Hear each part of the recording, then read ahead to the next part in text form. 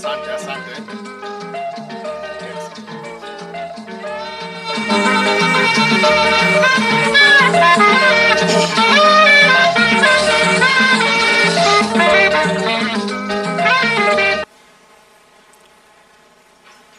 Your honorable guest of honor, ladies and gentlemen, would like to start our program. And today is our 14th convocation ceremony, and whereby we have the theme that is the contribution of local government authorities towards realizing Tanzania Development Vision 2025. So our presentation basically will be based on that. In addition to that, ladies and gentlemen, for those who want to see this coverage, it's available through media coverage, AVP TV online, for those who want to see the live coverage. Now, without using much more time, I would like to welcome the Deputy Rector, Dr. Msendekwa, for an introductory remark.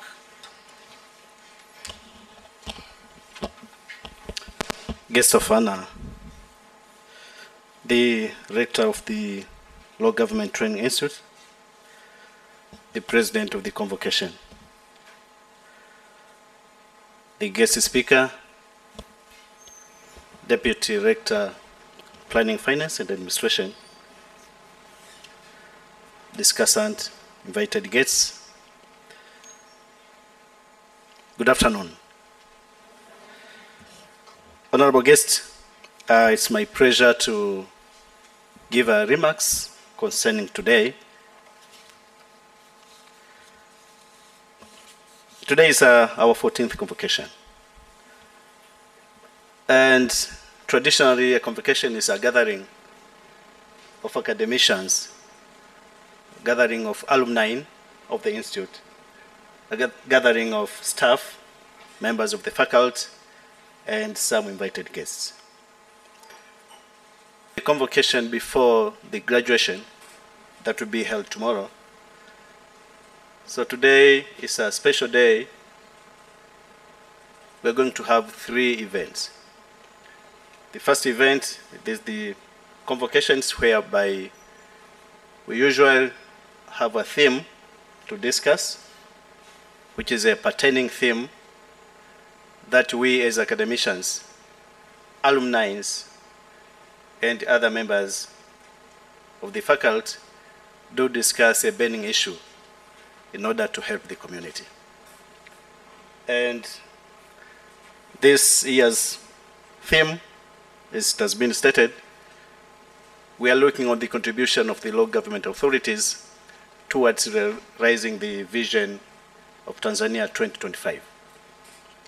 We are doing this because, as you know, the Law Government Training Institute is mandated to assist or help the local government authorities in implementing various issues to the local people.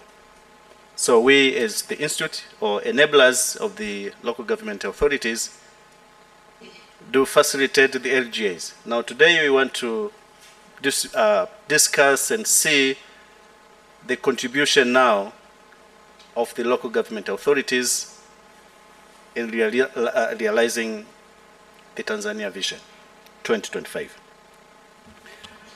Before we proceed, also may I take this opportunity, guest of honor, to introduce invited guests who we invited to this event. Firstly, we have Dr. Hemed Mpiri. He is our guest speaker of today. Can we clap hands for him? So Dr. Mpiri will be the main speaker of the theme today. But also we have the main discussant of this theme. We have Renatus Mchau, the Rungwe DC. He will be our main discussant. But also we have some invited guests. We have Octavian Swai from Wajibu Institute. is there. But we have Dr. Josephine Chuck, the Deputy Rector at Academic CBE, Dodoma campus. Is there. We have Dr. Judith Namabira from IRDP. We have Dr. Eriudi Kongola from Tari, our neighbor. We have Rashid Baracha, our convocation treasurer. He is an alumni.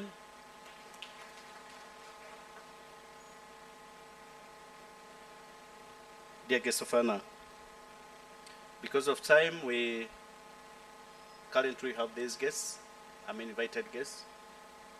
If at all some will be coming, then we'll go in introducing them.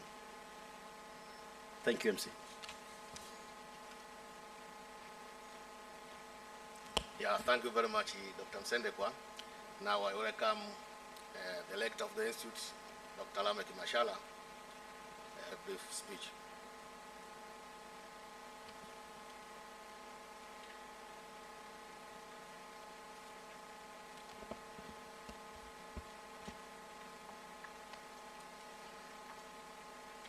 Yeah, Honorable Guest of Honor, Mr. Ramazani Kailima, the Deputy Permanent Secretary, President of C Regional Administration and Local Government.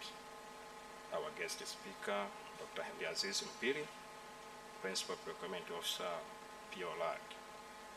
Officials from the President's Office, Regional Administration and Local Government, Pepa Simchau, who is the Executive Director of Rungwe District Council, Deputy Director Academics, Research and Consultants, Michael Msendekwa, the Deputy Director Planning, Finance and Administration, Dr. Lazaro Romani Kisumbe, President of the Convocation, Mr. Bahati Deudedis Mfungo, all heads of department of the Local Government Training Institute, the Local Government Training staff, the alumni, ongoing students, members of the media, distinguished invited guests, ladies and gentlemen.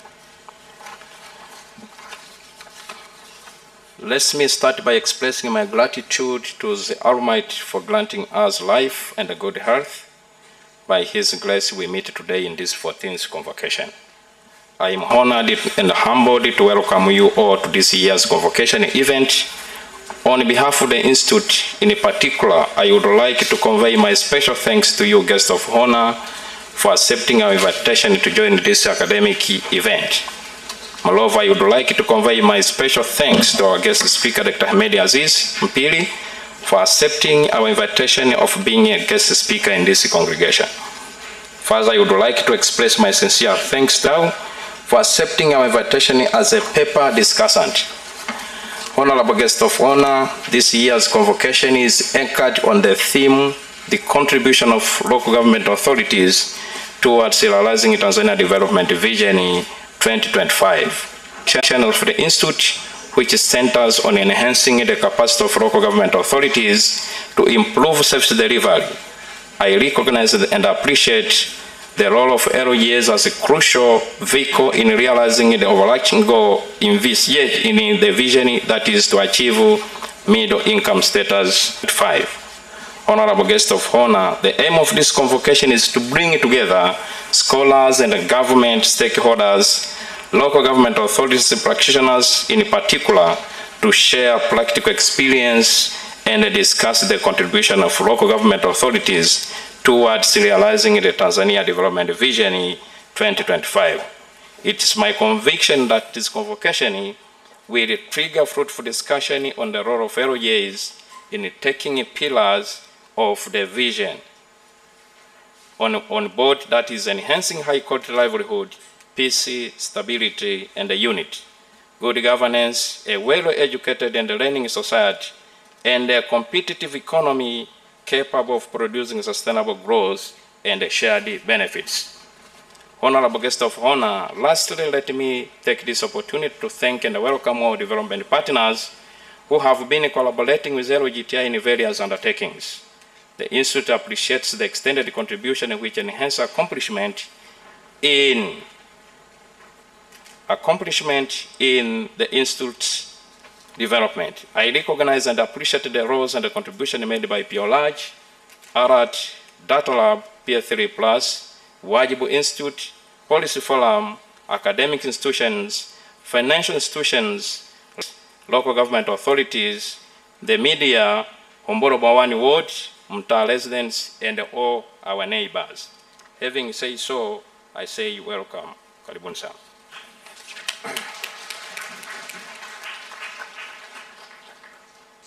Yeah, thank you, Dr. Mashala. Then I welcome now the President of Convocation, Mr. Bahati Mfungo.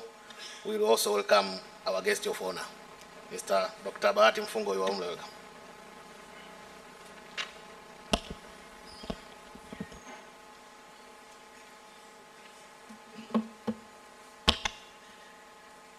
Honorable guest of honor, Lamadani Kailima, the Deputy Principal Secretary, Pure Large.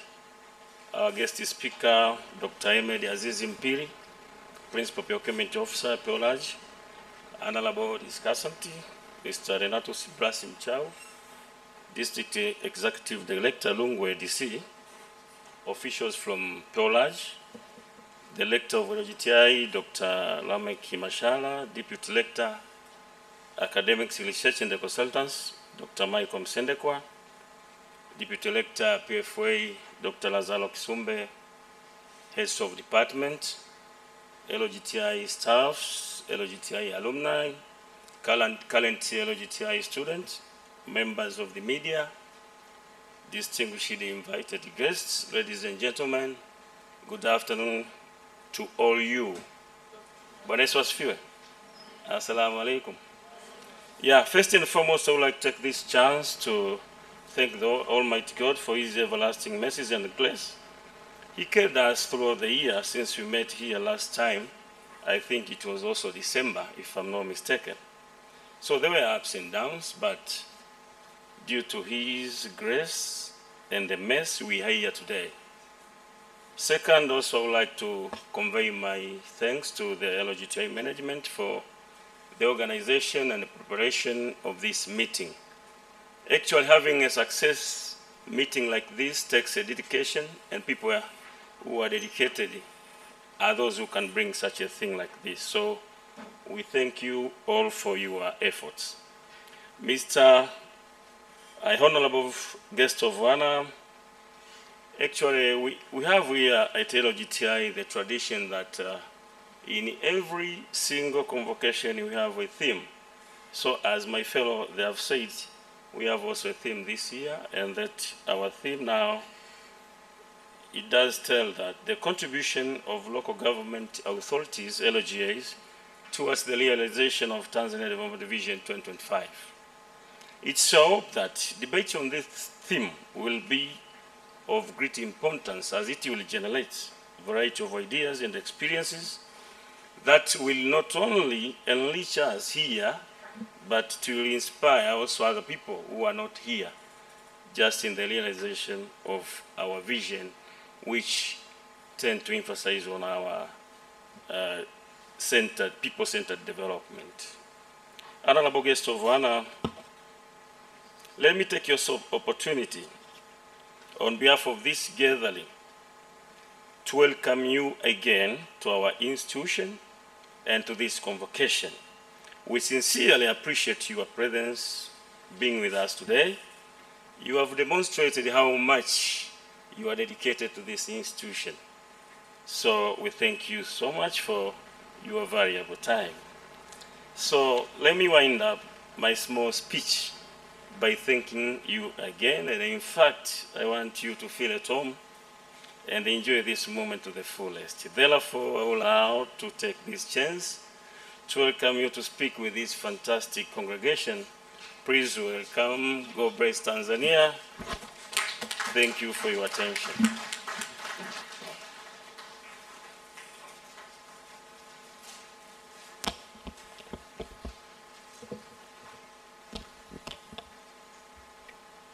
Jamani, habari za mchana.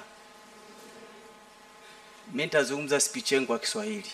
Nadhani naruhusiwa na wanataaluma. Nashukuru sana.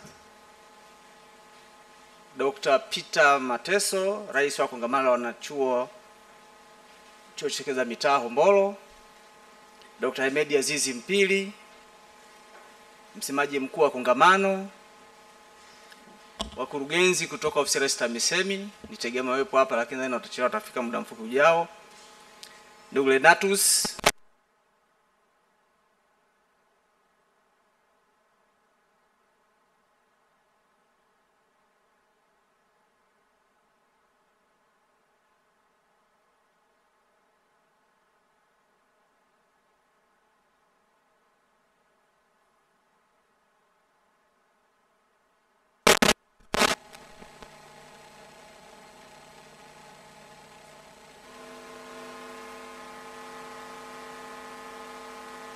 ndugu washiriki wa kongamano, awali ya yote naomba nichukue fursa hii kumshukuru Mwenyezi Mungu mwingi wa rehema kwa kuweza kuturehemu uhai, siha na afya njema na hatimaye kukutana leo hapa katika kongamano la 14 la chuo cha sekta za mitaa Hombolo. Niendelee kuwapongeza kwa kuendelea utamaduni huu kama taasisi ya elimu. Hongereni sana. Pili, naomba nichukue fursa hii kwa kweli kutoa shukrani zangu za dhati kabisa. Sikuwa na mategemeo kualikwa kwa kongamano kama hili, lakini nimefurahi sana kwa sababu kuna mambo ambayo nilikuwa sina sehemu ya kuyasemea yanahusu sekta za mitaa. Nitapata fursa leo at least kutoa mchango wangu fulani ambao nyinyi wanachuo na pamoja na wanataaluma kwa kadri mtakavyoona inafaa mnaweza pengine mkachukua kama changamoto ya kwenda kufanyia kazi. Nasema hivi kwa sababu mimi ni mzoefu wa sekta za mitaa. Nimetumikia sekta za mitaa kwa miaka 18. Ukiondoa baadhi ya miaka kadhaa nilikuwa tume uchaguzi kama mkurugenzi wa uchaguzi, nikaenda naibu katibu mkuu wa mambo ya ndani. Then Mwenyezi Mungu amenirudisha tena sekta za mitaa.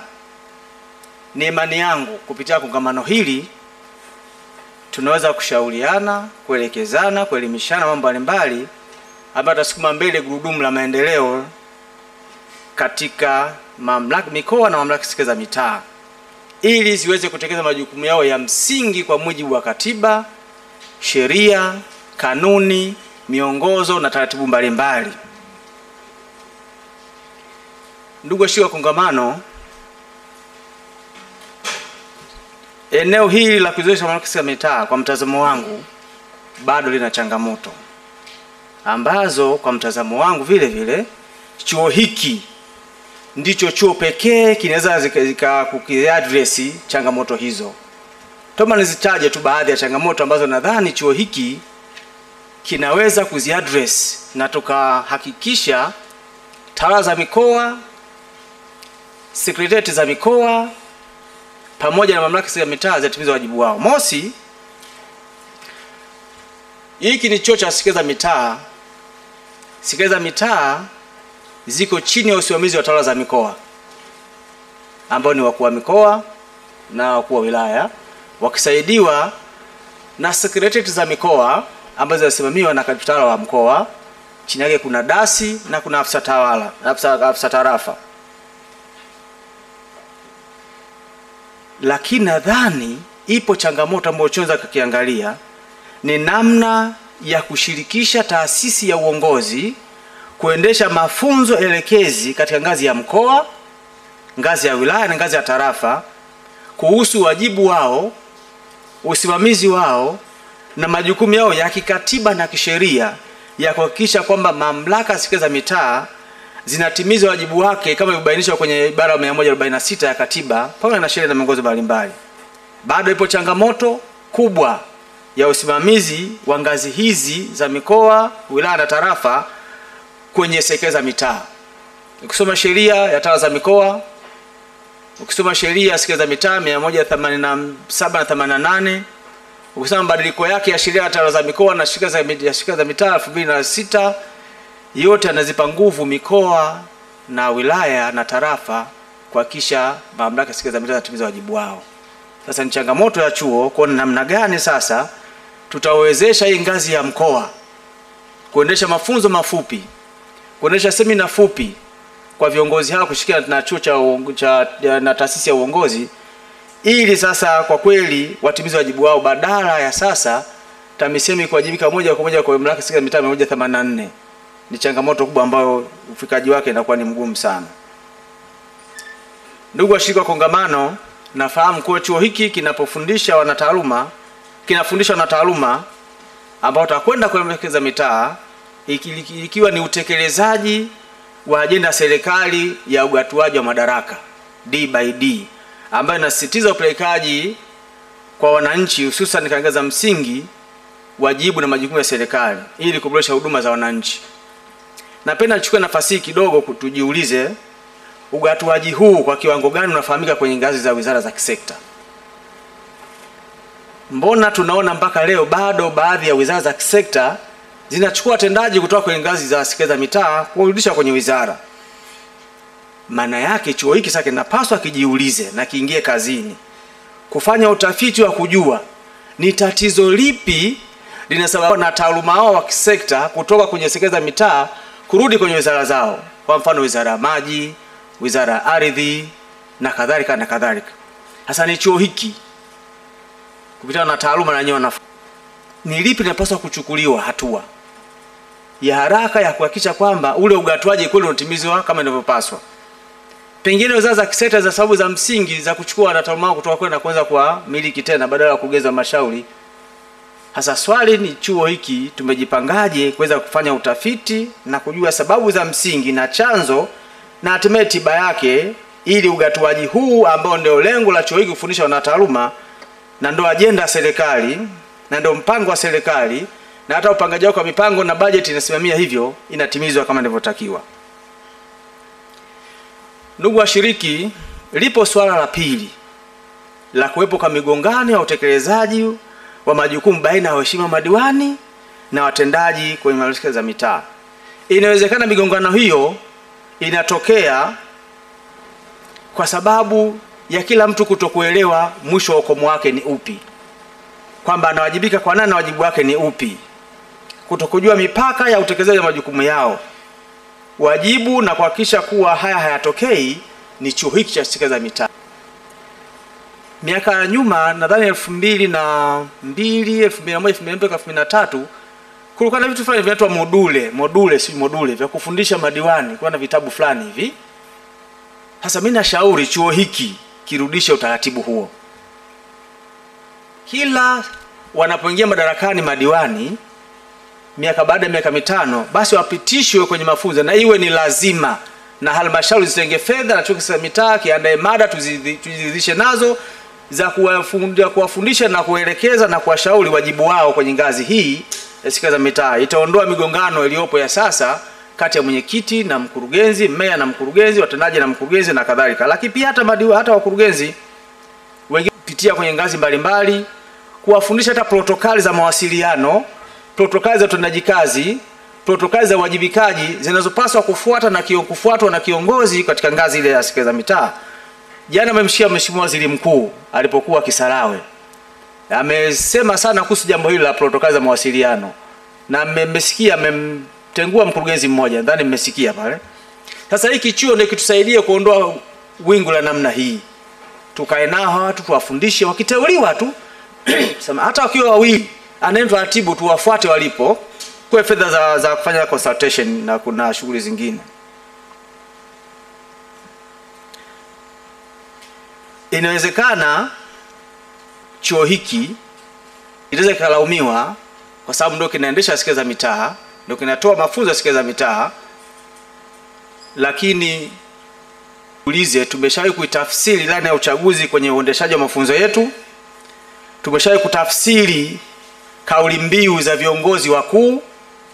Kwa mfano kauli mbiu ya sasa, kazi iendelee, ambayo inapaswa kutekelezwa kwa ngazi ya mikoa na serikali za mitaa. Kiweze kukaa na kutafiti na kuumiza vichwa ili kuweza kuandaa mafunzo mafupi namna gani maana yake kazi iendelee, ya kuhusu namna gani ilani ya chama tawala inataka katika masuala ya serikali za mitaa, ili hao watakaopita hapa kwenye short course au tawafuata huko kwenye mikoa yao waweze kutekeleza majukumu kwa mujibu wa muono wa ilani ya chama tawala pamoja na kauli mbiu ya kiongozi aliyokuwa madarakani. Kwa ushauri wangu, ndugu wanashiriki wa kongamano, tukaangalia na hilo. Kama nilivyoeleza serikali za mitaa, nikasema leo nimepata nafasi hii nitatoa kidogo vitu fulani viweze kusaidia. Lakini lingine ambalo limekuwa ni changamoto kubwa, na shauri chuo muone. Sina uhakika. Kila mwaka nadhani mwezi wa 3 au mwezi wa 4 mdhibiti na mkaguzi mkuu wa hesabu za serikali anatoa taarifa yake kwa Mheshimiwa Rais. Na taarifa hiyo nadhani mwezi wa 6 au ngapi inawasilishwa bungeni na kuwa mali ya umma.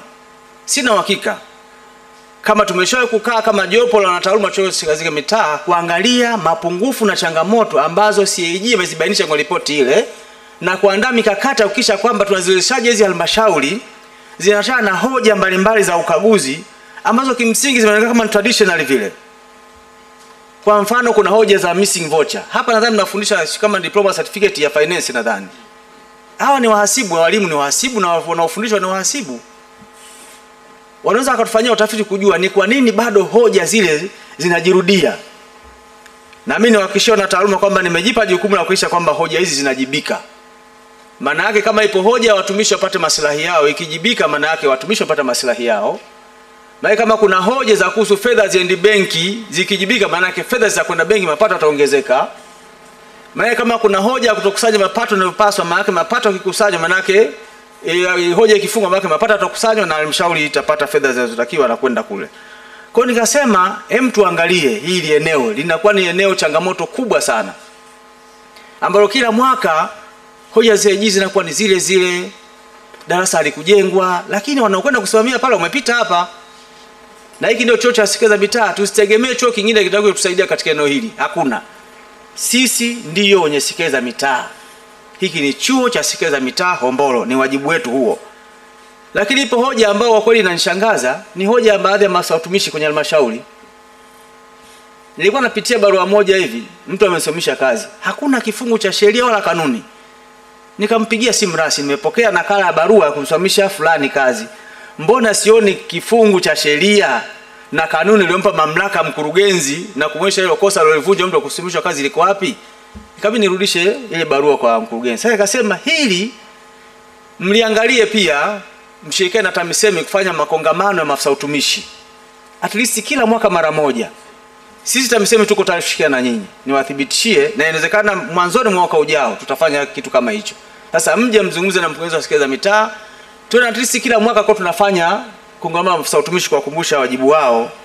Imekuwa changamoto kwa sababu watumishi wanafukuzwa kazi au wanachukuliwa hatua, wakaenda tume ya utumishi wa umma, wanarudi wanaamua kule chuo cha utumishi taasisi ya nini ile tume ya utumishi wa umma ni maafisa utumishi ambao wanawashangaa maafisa utumishi kwa Sikeza Mitaa ambao wanakosea vitu vya kawaida kabisa vya msingi vile ambavyo wanatakiwa wakumbushwe. Kwa nikasema ndugu wana kongamano, mnaweza mkaona hili kuweza kulishughulikia inavyopaswa. Ndugu washiriki wa kongamano, kama ambavyo imesemwa hapa na wale nitangulia kuongea, imekuwa ni utamaduni wenu kwamba kila mwaka mnapokuwa na maadhimisho kama haya mnakuwa na mada theme ambayo inabeba mjadala mzima wa kongamano husika. Na mwaka huu mada inasema mchango wa mamlaka Sikeza Mitaa katika kufikia dira ya taifa ya maendeleo 2025, yani the contribution of local government authorities in towards achievement and the Tanzanians Development Vision 2025. Nikiri kwamba ni mada nzuri, imekuja kwa wakati mwafaka, hususani katika kipindi cha awamu ya 6 cha kazi iendelee. Lakini swali langu najiuliza, kwa haya ambayo nimeyamesha hapo juu, tunaweza kufikia dhimu hiyo? Maana tunataka tujipange upya ili tuweze kuona na mambo haya kufikia dhimu husika.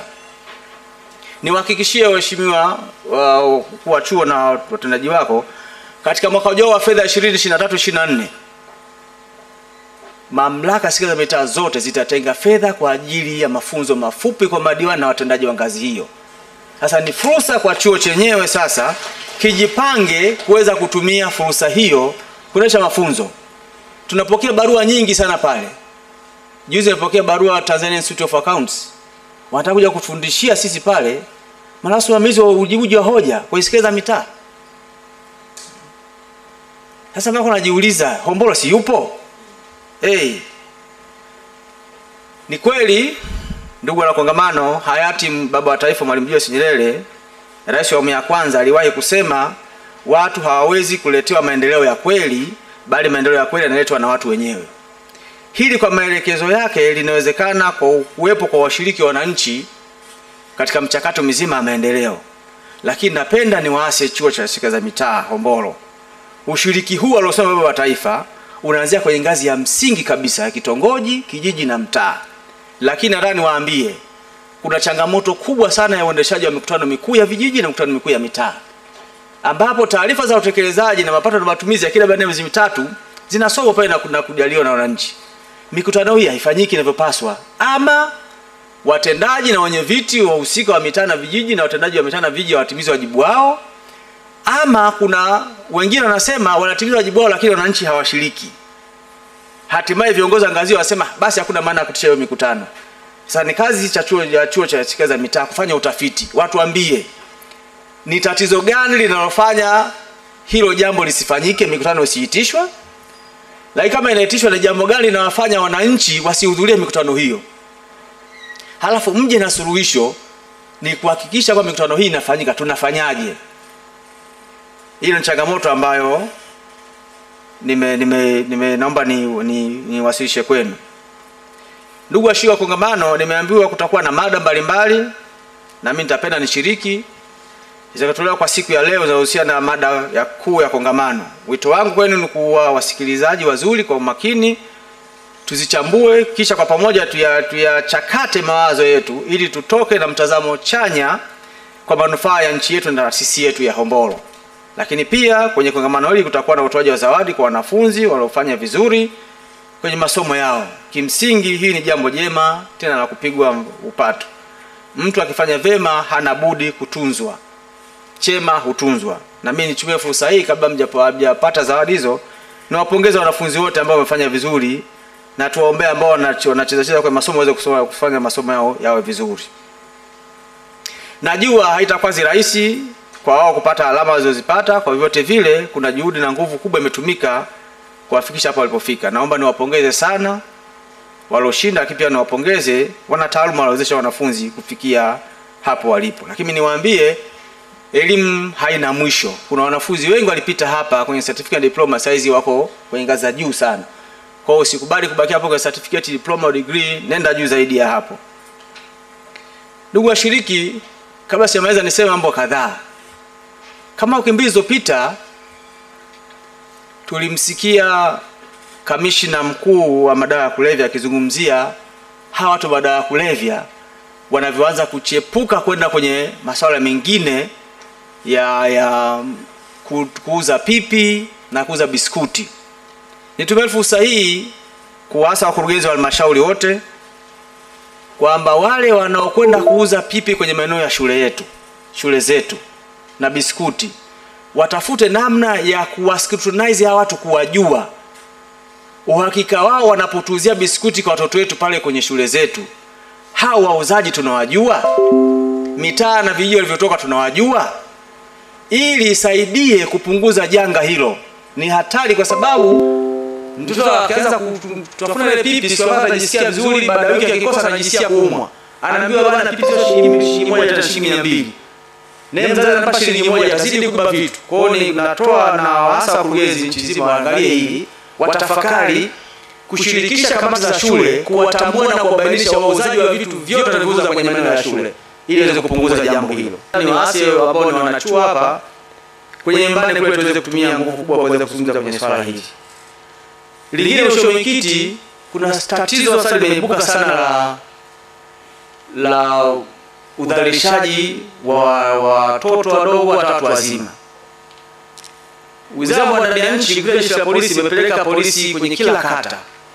Ni wasa watendaji wa kata kumtumia polisi kata huyu ili aweze kushiriki na kubainisha maeneo yote ambayo udhalilishaji huo unafanyika, ili tuweze kuepukana na tabia hii ambayo inaendelea mara kwa mara ya udhalilishaji wengine ndani ya familia. Tutumie makongamano yetu ya kawaida, mikutano mikuu ya vijiji na mitaa, kwenye makanisa, kuwabainisha wanafanya dhuluma namna hii kwa watoto ambao wengine wanatokana na nyumba zetu, ili iweze kusaidia kuondoa na hatimaye kupunguza na hatimaye kuondoa kabisa tatizo hili. Mwisho kabisa, naomba nafasi ya kipekee niwapongeze wote waliofanikisha shughuli hii. Nitambua uwepo wa rais wa kongamano la wanazuoni, kamati nzima ya maandalizi pamoja na management ya chuo, lakini naamini jitihada na mshikamano na chuo wote kwa ujumla utakuwa ndio umepelekea kufanyika kazi hii kwa ufanisi. Aidha, ni rai yangu kuwa yale yote yatakayojadiliwa hapa yatafanywa kazi kwa bidii, tutatengeneza bango kiticha na kuweza kulifanyia kazi, na kwa maana pekee chuo cha Kazi Mitaa kiendelee na jukumu lake la kimsingi na kuzichambua na kuzibainisha na kuona kutatua changamoto ambazo nimezibainisha hapo juu kwa mustakabali wa kujenga serikali za mitaa. Ndugu washiriki, baada ya kusema hayo, naomba nitamke kwamba kongamano limefunguliwa, na asante sana kwa kusikiliza. Jamhuri ya Muungano wa Tanzania. Asanteni sana.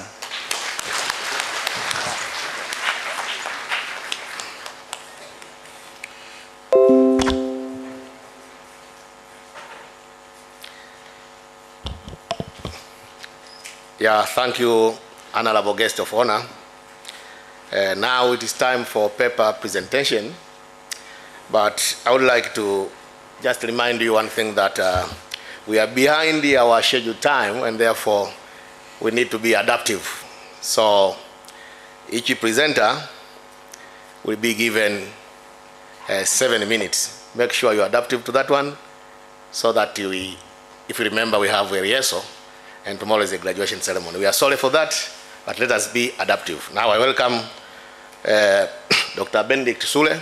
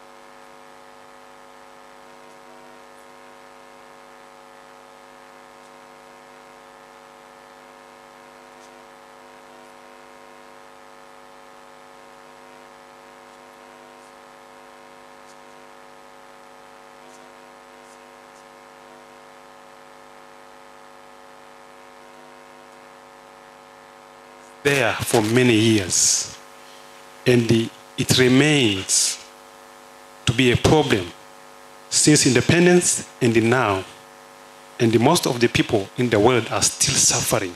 If you look to the statistics there, about 844 million people around the globe, they are suffering from water. All the statistics you see there, 1.3 billion deaths, it is the result of poor water hygiene. But in Tanzania, if you look at the bottom there, about 18,500 children, they die annually due to the poor water hygiene. So you see how the problem is. But globally, there are a lot of efforts which has been done. We have MGD, Millennium Development Goal, which tries to reduce at least the problem by half, but we failed to achieve that one. And the Sustainable Development Goal also targets to reduce that problem by 2030, at least by 100%. And in our vision, we also try to achieve that one by 2025, at least by 90%. So you can see these strategies. So during, since 2000, there's a lot of effort which has been done in Tanzania through D by D, where the local governments come with what's so-called the National Water Policy, which try to achieve the target to increase the coverage of water from 53% in 2006 to 90% in 2025. So that's what we expect to achieve that one. And in practice, we have some of the all laws and the acts and the institutions has been formulated And we also see the budget increase from 448 millions to 616 billions. And the actual release was 400. So that is the government commitment towards the problem. We see all those initiatives we have been backed up by the budget of the government. So all of that are the efforts of the local government towards actualizing the water services to all citizens. And this study was guided by the principal agent theory, which tries to explain the relationship between the citizens and the community. That the citizen and the government are normally in conflict always because of the different interests. The citizen has government because the government officials normally want to work at their own pace. So because of that one, the theories try to overcome that one so as to supervise the act of the citizens, of the agent who is the government. So the principal agents have to engage in monitoring the actions of the agent. So the theory assumes that when the principal and the agent interests are aligned, it will lead to their responsiveness. So the theory was, another theory which was used was collective action theory. Normally, people think that people can just engage in the government issues without preparing them. This theory tries to explain the 8 principles on how to organize citizens to hold government accountable. So when you use both theories, it is very good theories that explain on how we should engage the citizens in the government issues. So methodology, this study used the documentary review. Different sources have been used as the first study, information from the citizens, which has been the published works, the government reports, and all those materials have been used to achieve what has been done. So generally, the result of this also based on the standard which has been established by the National Water Policy of 2002, that if we are saying that we achieve a good services if we receive the water within 30 minutes. There are a lot of standards. I think 25 liters per day. These are some of the standards which have been established. So time is not on my side.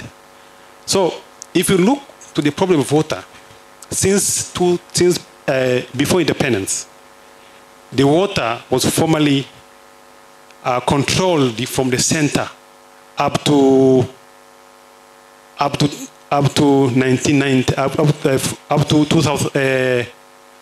to 1990s. But from there, we start what's called the cost sharing. But the local government specifically chipped in from 2000, where we can see some of the issues there. Now the actors were increased. We have central government, local government, authorities, communities, different partners, and all that one.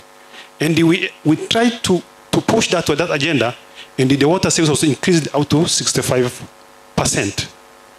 So as you can see, the reviewed literature from 2015 up to 20, if you look at the data, you can see that the government have tried a lot of efforts to construct the water points. For example, 136, you can see there, you have a lot of water points we produce, but the 35% of those water points are 35 points are not functioning at all. What is the problem? That I think that is a very key issue that we should have to note in this presentation. Also, the statistics show that the government have tried to push the target towards the target. For example, the development plan has been achieved by 85%, by 65% in the rural areas, 80 for those who are in the urban centers. And in the municipal, we achieve by 85. But these data are not realistic because those water points are not working. If we reduce these points by 30%, that means we are going back. Others, for example, in the rural areas, we are receiving water below 50% because water points are not working properly. So, majority of the Tanzanians are still working a lot of hours for fetching water. The time that could be used, that were very important for the economic development. That if we use a lot of hours for searching for water, that means we are not working in our daily routine. So if you look at this picture, I am going to be looking very fast to key issues. This picture was taken from Kondoa district, whereby there's a lot of queue there, and you can see this is a broken pipelines. So the citizens, we have a lot of citizens, instead of constructing this one, of repairing the broken water, but they are taking water from these broken pipelines. So what is the problem? There is a poor management of water at the bottom, at the lower level, whereby the institutions which has given this role, they are not working properly. So the literature also showed that one, that the poor water service delivery is the result of improper decentralization, that some of the roles are still at the central level. Also, the researchers also note that there is a misunderstanding between the water users associations and the LGAs. They also note that there is a conflicting governmentality between informal accountability and the donor-driven accountability, that most of the projects which has been driven by the donors, they do not give an opportunity for the citizens to participate. So for that matter, most of the projects which has been channeled through the donors, they are likely to fail. So according to Sule in 2020, the shortage of water is mostly a governance problem, because in the meetings that we are staying, that we have to engage the citizens. There are predetermined positions of the government officials in those meetings. So the citizen voice in planning and the priority system are smashed down. So there's also, because of that one, there's a lack of citizen ownership. So that constrains the voluntary engagement. If you are not taking my advice and whatever, I think the second time I will not come. So this is what I've achieved. So this is the overall achievement so far. My advice to government, I think you can see, LGA have successfully set all mechanisms, processes, institutions through which the citizens can articulate their priorities and exercise their legal right. But this institution needs to be strengthened. All these mechanisms are in place. So what is required is to strengthen those mechanisms, especially the engagement we are talking about. So far this is an achievement of the local government. This is the achievement, but this is what I have said, that these figures are there, are very impressive, but they are not realistic, because it contains also the water points which are not functioning. So this study can generally say that the trends inform impossibility to achieve the vision in 2025 in the remaining time. That's what we have seen. But we can only minimize the gap between the target and the actual access to water services. So the desirable conditions can be achieved if the LGA can support community design institutions, which can inculcate the broad-based engagement in the management and the service delivery. So what I'm proposing is also supported by philosophy that we use in O and the OD, opportunities and obstacle development, improved one, which inculcate the broad-based engagement of the citizens in service delivery. Thank you very much for I use as short time as possible. Thank you very much.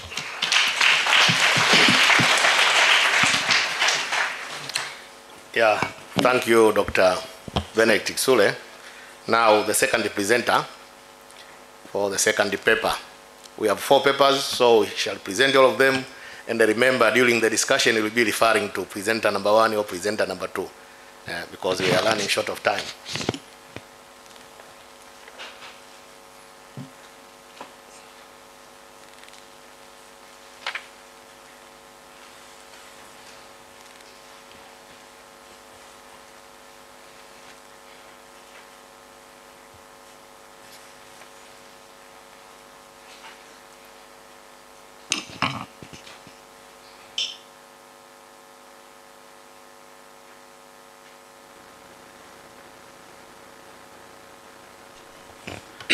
Thank you, members of the convocation.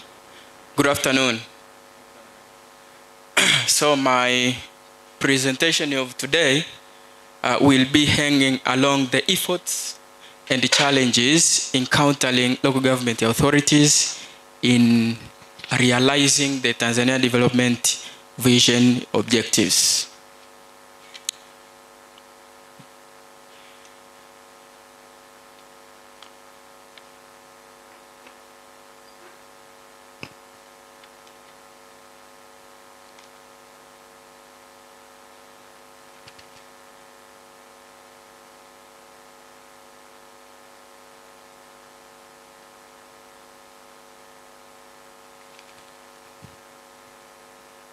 Okay, so as our theme entails on the contributions of local government authorities towards realizing the vision, I thought that we want to be fair to assess the contribution while the vision is ongoing. So we can look at the efforts that LGA so far have made towards realizing the vision. That's why my study is hanging along those lines.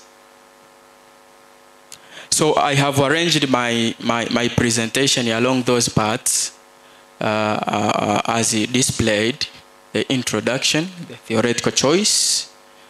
Then I'm going to take you back to local government authorities before the implementation of the vision. Now the situation.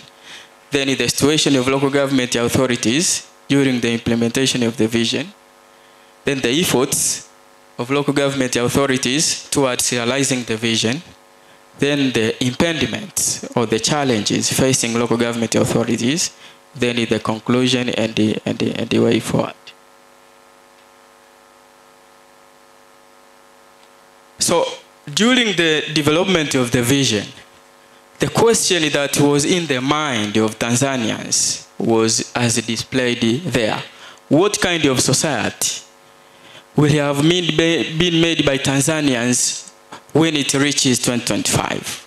That was the major question that was roaming around the head of Tanzanians. Now the intentive answer or the imaginative answer was that Tanzania probably would have created and considerably live a high quality livelihood life, but also it will have transformed from lower economy to middle economy, but with high human development. That was the imaginative answer.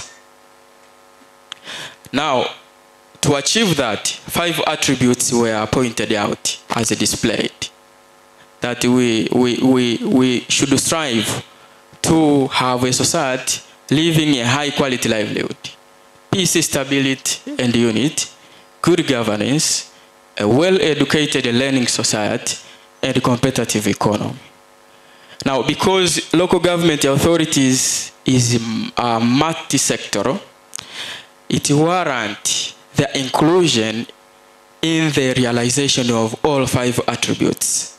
So my discussion based on all these attributes, looking at the efforts so far that have been made by local government authorities towards attaining those 5 attributes.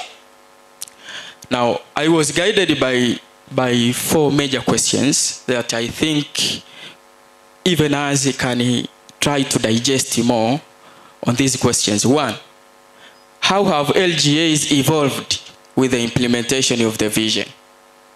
But number 2, what efforts LGAs have made to date to achieve the vision?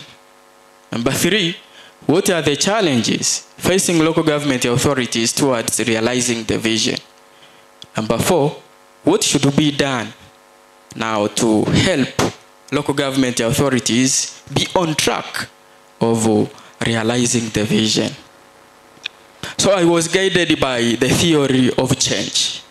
The theory of change is one of the theories that is used to assess the ongoing policies, to look at what is so far has been made and what needs to be made, so as to keep the actors on track towards the implementation of the vision.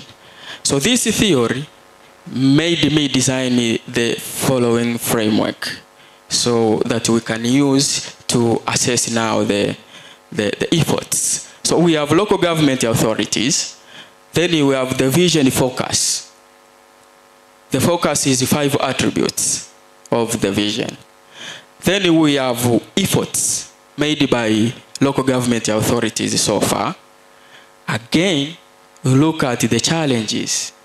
What are the challenges impinging the efforts of local government authorities towards realizing the vision? Then lastly, what needs to be made?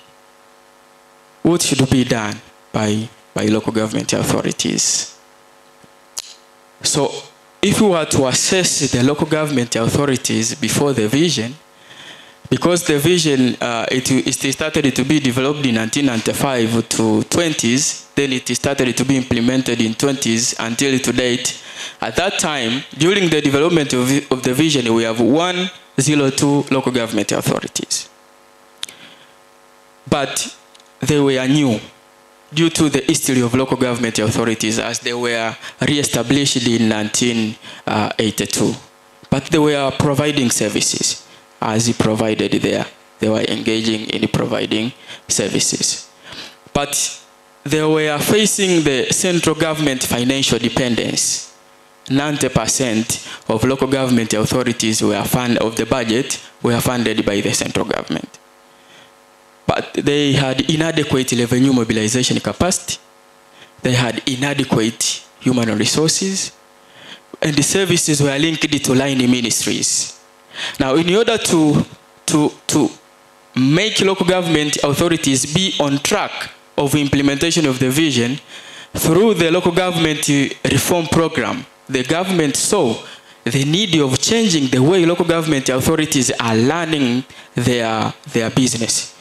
This can be reflected in the policy paper of 1998, where 4 areas were targeted: the financial decentralization, the administrative decentralization, the change decentral local relations, and the political decentralization. So if you happen to have this policy, the policy paper, you can see what is there. Now, during the vision, currently we have 184 local government authorities. So you can see with the implementation of the vision, we experienced the increase of the number of local government authorities.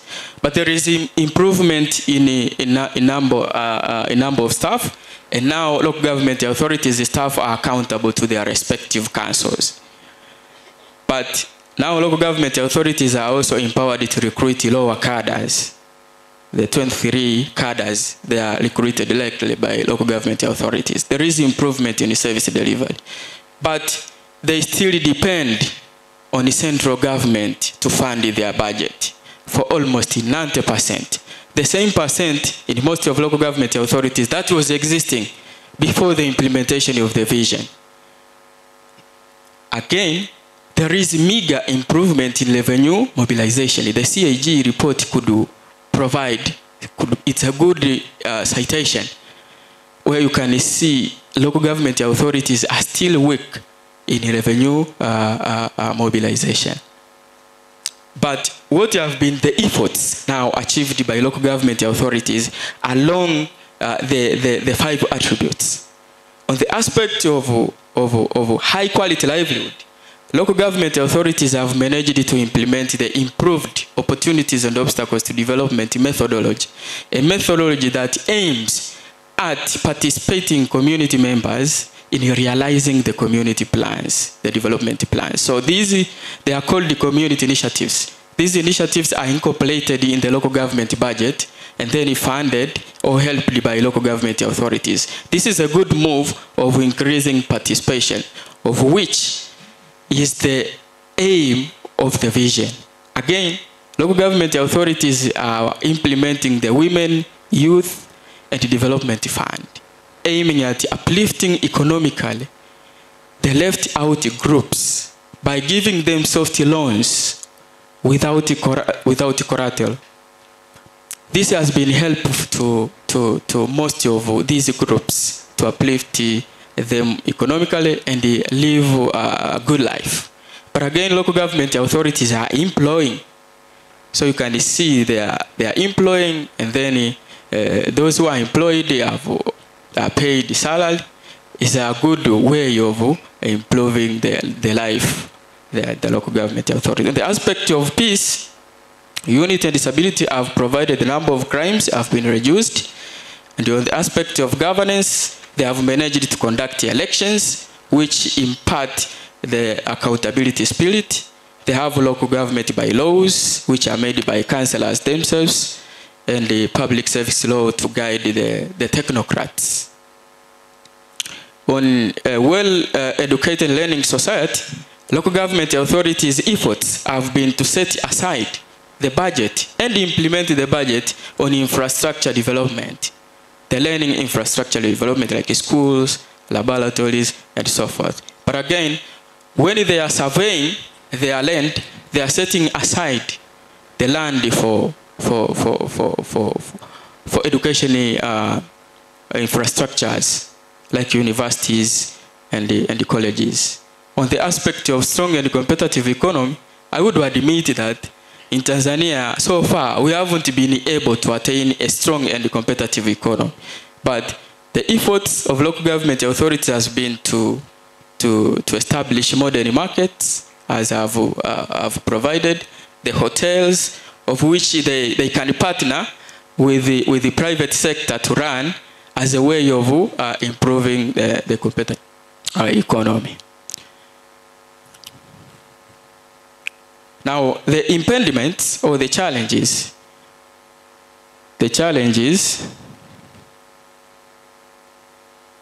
is that they still depend on the central government for 90%.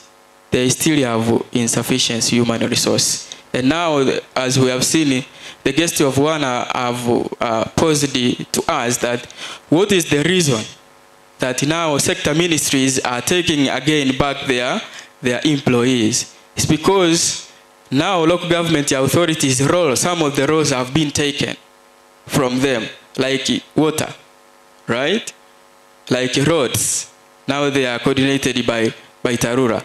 You see, this can be one of the reasons of why now the sector ministries are taking back their employees now, remaining with, now the local government authorities are remaining with insufficient human resource. But they still have poor management, revenue mobilization and the administration. Again, they have government failures, especially on the demand and the supply of accountability. On the one side, the local officials and the councillors are not accountable to citizens. Again, citizen doesn't want to demand the accountability, that the leaders should be accountable. Now, Lastly, if I'm to conclude, despite these efforts, the inability to live in the vision and extreme dependence has made the local government authorities' efforts to be meager towards the realization of the vision. Now, what should be done is that we should adapt to the theory of change. Okay? Not to set strategies just in theory, but they should be seen in practice. Let us make local government authorities autonomous. Let us strengthen the revenue mobilization. Let us capacitate councillors and the technocrats, just like you have said, that there is a need of capacitating these guys so that they can be in a position of realizing the aim of the establishment. But again, let us encourage the demand and the supply of accountability. Let us not focus only on councillors and the technocrats to be accountable to citizens, but let us also educate citizens to demand accountability from their leaders. In that way, we could be in a good position of realizing the vision and probably the coming vision that we expect to develop. Thank you for your activities. Now I welcome Dr. Chongela. Please observe time.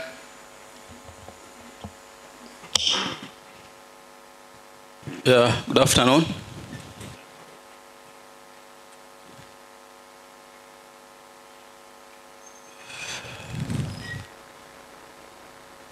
I'm here to present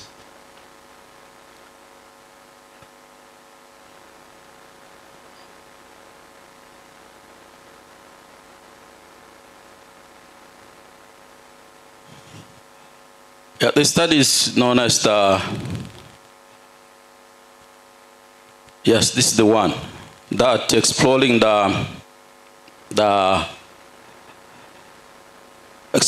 the initiatives of the local government authorities in engaging development stakeholders towards industrialization in Tanzania. And this is the case of 3 LGAs, the Bahi, the Chamwino, as well as the Kongwa District Council. So this is the roadmap of my presentation. It is including the background of the study, then the statement of the problem, then the research question, then the significance of the study, and then the research methodology, and then the findings, as well as the discussion, and then the conclusion and recommendations. So, since independence, Tanzania has developed several policies and strategies to support the industrial development, and this is according to Bayer and Jangu in that year.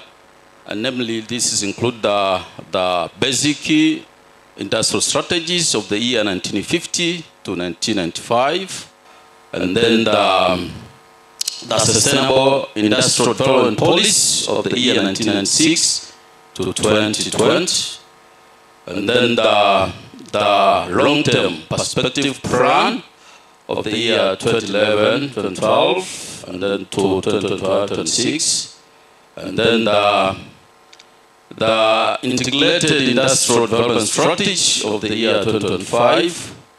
So all these policies as well as strategies were formulated with the aim of realizing the TDV, the Tanzania Development Vision 2025, whereby one of the focus of the TDV 2025 is the realization of the industrial economy. So the focus of these policies and strategies, which I already mentioned, was on the industrialization that absorbs the rapidly growing labor force, and then to boost the local production of the goods, and then the produce products and services that are competitive in the domestic and the international market. And then the focus on the improvement of the people's livelihood. So that was the focus of the strategies and policies which were formulated with the aim of coming with the industrial economy. So the next slide is concerned with the statement of the problem. So since independence, as I said, Tanzania has embarked on several interventions geared towards fostering the local industries. Despite the interventions done by the Tanzanian government, the local industries have remained performing poorly due to the performance constraints, such as the erratic working opportunities, and then due to the use of the outdated technology as well as the practice, and then due to the corruption, and then due to the lack of the effective supporting policies, and due to the poor state of the economy. So, however, there are still there is a post of the scientific evidence in that particular area that to what extent the LGAs have engaged the development stakeholders in the implementation of the industrial policy theme. We do remember this one, our industries, our region, popularly known as the viwanda vyetu, mkoa wetu, au viwanda vyetu, wilaya yetu, ama viwanda vyetu, kata yetu, ama viwanda vyetu, kijiji chetu. This theme was much more famous during the Magufuli regime. So thus, the focus of this study is to explore now the initiatives of the LGAs in engaging the development stakeholders towards the industrialization in Tanzania by using those three LGAs as the case study. So the research question is concerned with what are the initiatives employed by the LGAs in engaging the development stakeholders towards the industrialization. So this is the focus of the study, as I've already mentioned. So the significance of this study that is focusing on promoting the local economic development through the industrialization, as I said, so also to provide the future inputs to the local as well as to the central government through the provided interventions on the shortcomings of the industrial sector with the aim of enhancing the local government revenues for the quality service, for the quality of social service delivery. As you know, as a matter of fact, you know that the LGAs are focusing much more on the provision of the quality social services. So, one of the focus on the criminal society is to contribute to the existing literature on the local industrialization, as the importance of the scientific work. It does contribute to the existing literature. So this study design, the study done is based on the case study kind of design, because it permits the in-depth kind of investigation of the subject matter, as I said here, the initiatives of the LGAs in engaging the development holders towards industrialization, and the study for the scattered kind of sample population. So the area of the study, as I said, the study conducted in the three LGAs, the Bahi, the Chamwino, as well as the Kongwa District Council, because they were engaged or they were participated in the execution of the industrial theme. For mentioned, our industries, our district, or our industries, our region, or our village, our industries. As I said, this was much more famous during the Magufuli regime, during the industrialization era. So the 6 respondents were sampled from the 3 LGAs, as I've already mentioned. These are coming from the 30 industrial development stakeholders, and these were sampled from the TCCIA. We know about the TCCIA, but also from the farmers, especially through their cooperatives, and then the 3 LGAs also were having 10 per each. These are the LGA officials, including the officers from the planning department, but also from the commercial department, but also from the health, from the education, because we do believe this do operate, do have several projects concerning with the station in the areas of jurisdiction. So the data collection, this is used a study adopted in the in-depth kind of interview, whereby the interview guide was developed to gather the preliminary data from the 6 respondents, and then the documental review also are used. This is obtained from the industrial profile, which was used to collect the existing kind of secondary data. And then the data analysis, the data collected were cleaned and then coded and entered into the statistical packages for data analysis. And then the findings and the discussion is, as I said, number one, the component 1 is showing the characteristics of the respondents. It is in terms of gender. The gender was disaggregated into male as well as female, whereby 40 respondents were male, this is equivalent to 67%, and female were 20, this is equivalent to 3%. And then in terms of education, this was disaggregated in terms of primary education, the secondary education, the diploma, as well as the degree and the above. So in terms of primary education, 9 respondents were having primary education equivalent to 15%. Of the sample respondents were having the secondary education equivalent to 18%.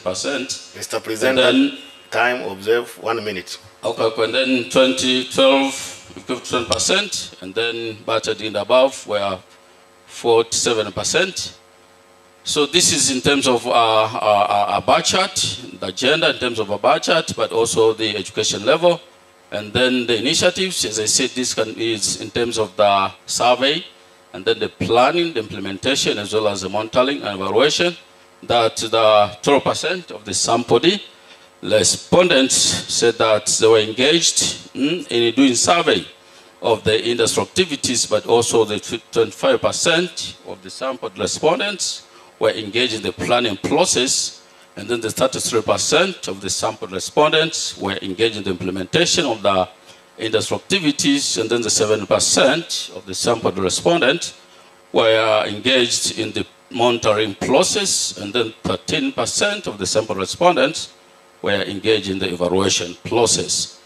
So this is findings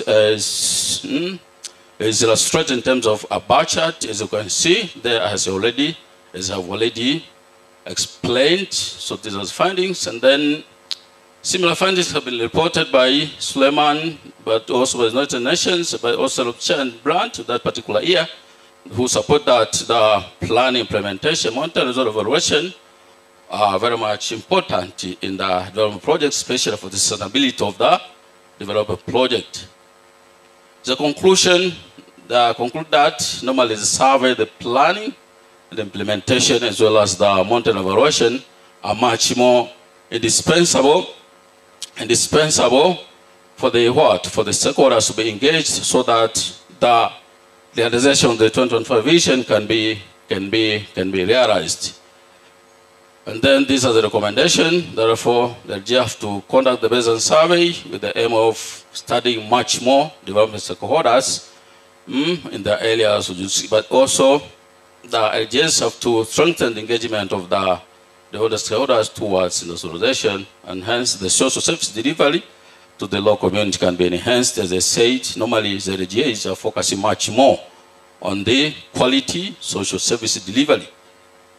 So, moreover, the GAs, development stakeholders, have also to mobilize much more resources for supporting the survey activities of the industries, but also the planning activities of the industrial, and then the implementation also of the industrial activities, and then the monitoring as well as the evaluation of the industrial activities. So, thank you so much for listening.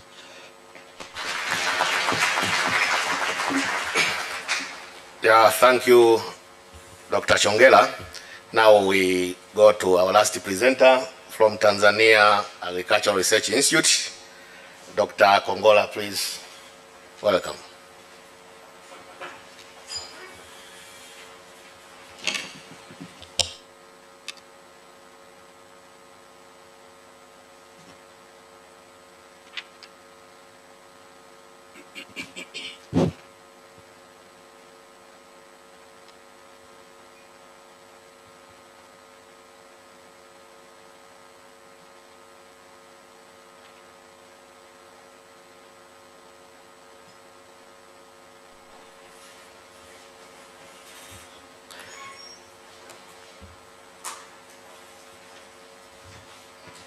Yeah, good afternoon, everyone. Good afternoon. Yeah, as the MC introduced, I'm Dr. Eliud Kongola, working for Tanzania Agricultural Research Institute, abbreviated as TARI. Together with me, I have my colleagues, so wherever you are, can raise up your hands. So I have colleagues from TARI, so during discussion, they'll be also giving their inputs.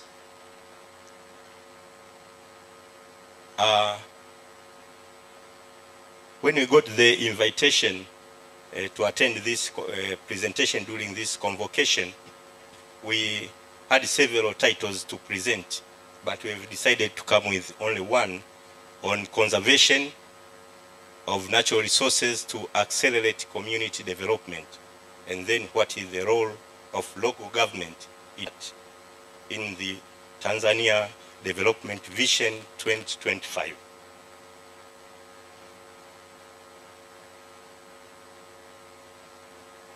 Yeah, because for the interest of time, I'll not go much into those details, but we are based at Ombolo, TARI Ombolo, as a center. TARI has about 17 centers, and TARI Ombolo is one among them. It's an institution that is mandated to conduct and coordinate all agricultural research activities in the country. So TARI Ombolo is mandated to carry research on climate resilient technologies. Yeah, we thought it's better to start with the, a little bit definition as to what do we mean by a local government. Generally, it's a geographical entity with a function in a specified area within a nation.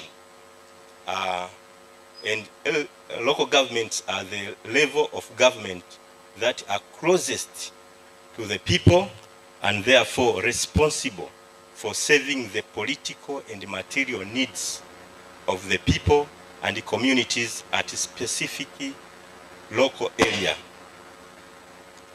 Yeah, the areas could either be in town, in the village, in suburbs, or in suburb areas.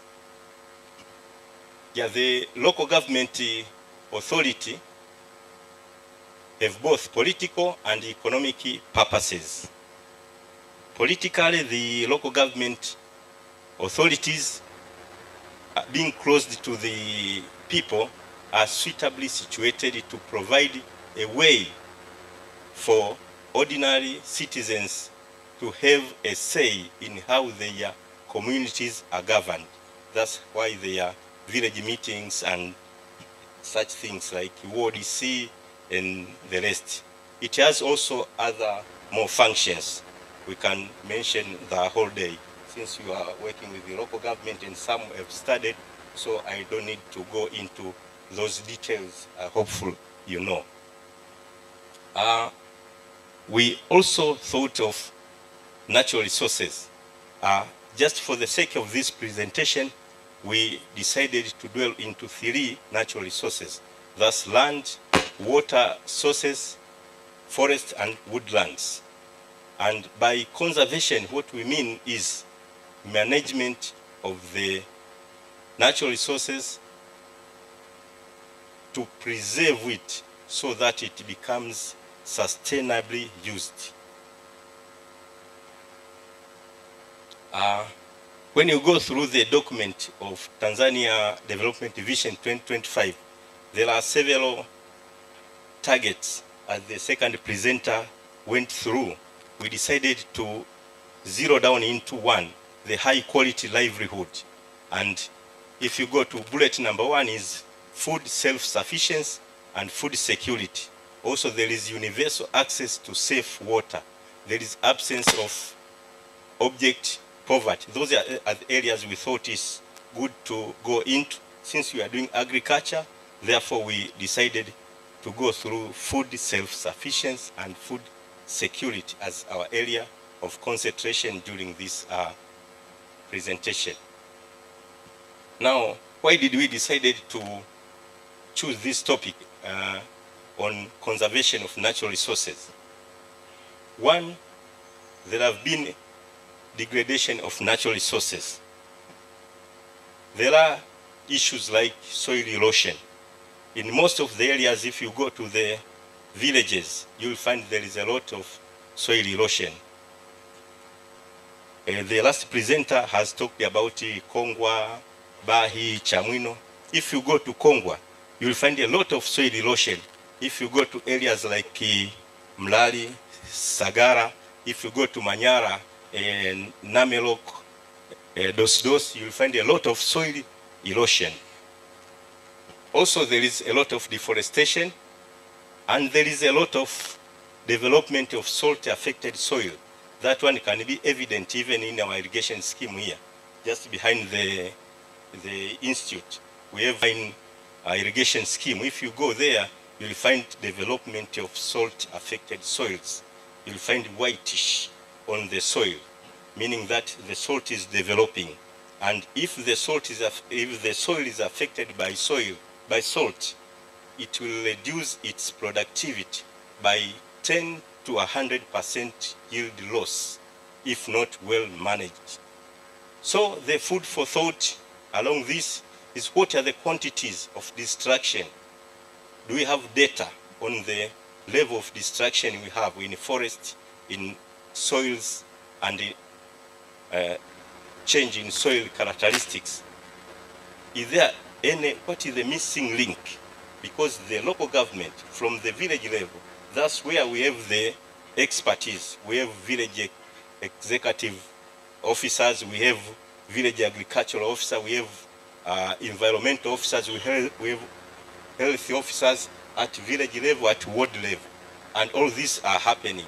So what is the missing link? And the role of local government, what should be done as the role of local government? Yeah, why is all this are happening? We found out that there is alarming rate in growth of population, the population dynamics. The chart there estimates that by the year 2050, the population of the world is estimated to increase up to 9 billion. Currently, we are about 8 billion in the world.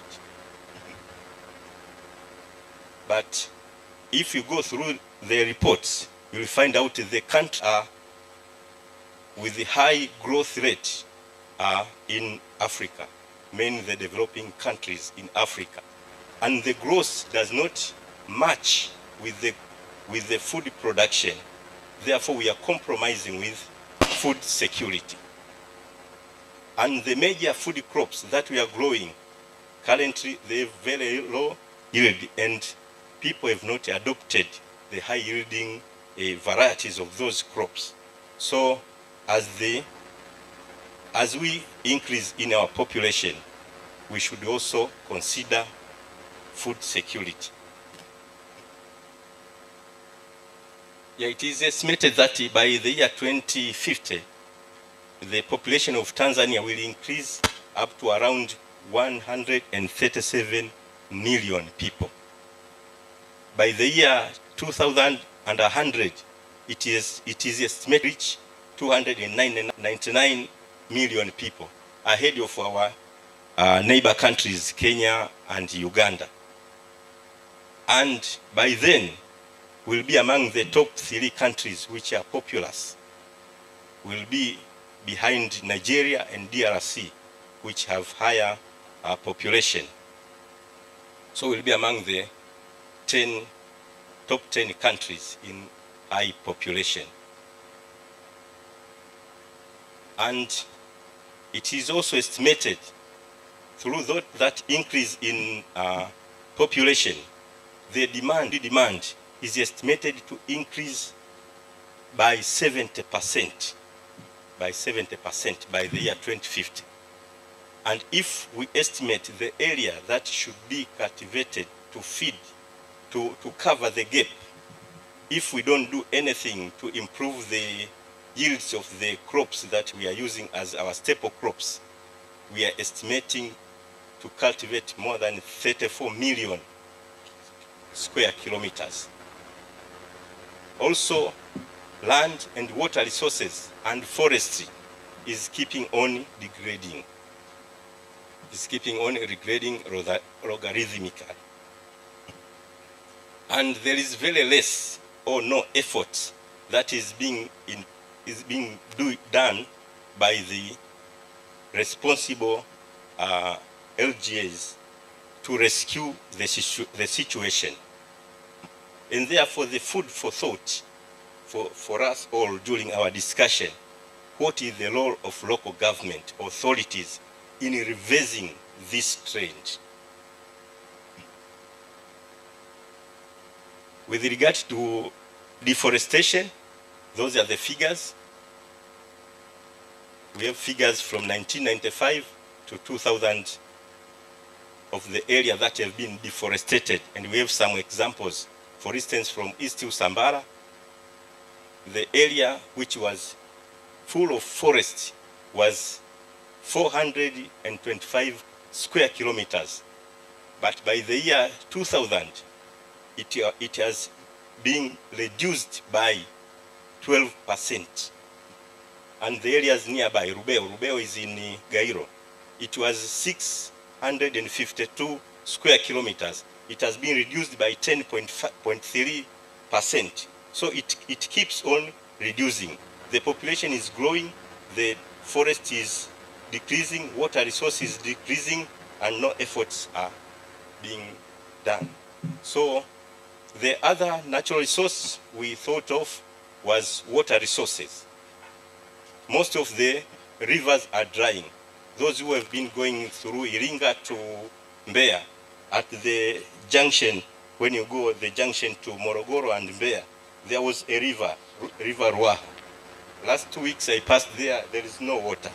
There was usually a river which is meandering. There is no water. It's drying, and it feeds the Ruaha National Park. So even the wildlife will be suffering, not only the people. The lakes, those who have been in Kondoa, there used to be Lake Haubi. Nowadays it's history, it's no longer there. We have Ombolo Dam. As time goes, you see the siltation. So because of human activities, cultivation or what, they all cause soil erosion, and all the soils goes to the dam, goes to the river, and reduce the depth. The same happens in Mtera dams. Therefore, we'll enter into crisis of electricity as well. These are the figures on soil erosion. We have area which was which is arable for production and forest. It was around 19 million. But as we are talking about 388 square kilometers severely. We have all those figures. I wouldn't go through, the report is there, and I think the presentation will be shared. Now, there are several consequences of soil erosion, but to mention a few, there is destruction of landscape. You find a lot of gullies. If you go to Lushoto, you find a lot of gullies. There is destruction of infrastructure. The roads are being distracted because there is no conservation measures that have been taken to control erosion. There is inadequate recharge of groundwater because the water is not naturally available in the underground. It's through rainfall. It infiltrates and finds the rocks, the aquifer, where they are being kept. But if there is erosion and water runoff, there will be less recharge of water, and therefore we are entering into water scarcity, and therefore we need to do something. Also, there is depletion of soil, fertile soil. The rains, as we know, water is colorless, but when it rains, you meet with water along the road, which is colored. meaning that it carries soil particles and it has dissolved nutrients from the fields, and therefore the soil becomes less fertile. Therefore, production of the crops will be impaired, and therefore food insecurity. These are some of the pictures from different areas. It's from Monduli, from Rukwa, where it is affected by galling and salt. The whitish is salt. And there are two types of salts. It can be sodic, it means high concentration of sodium, but it can be saline, meaning other salts can be accumulated and therefore reduce the potentiality of the soil in use as an area for production.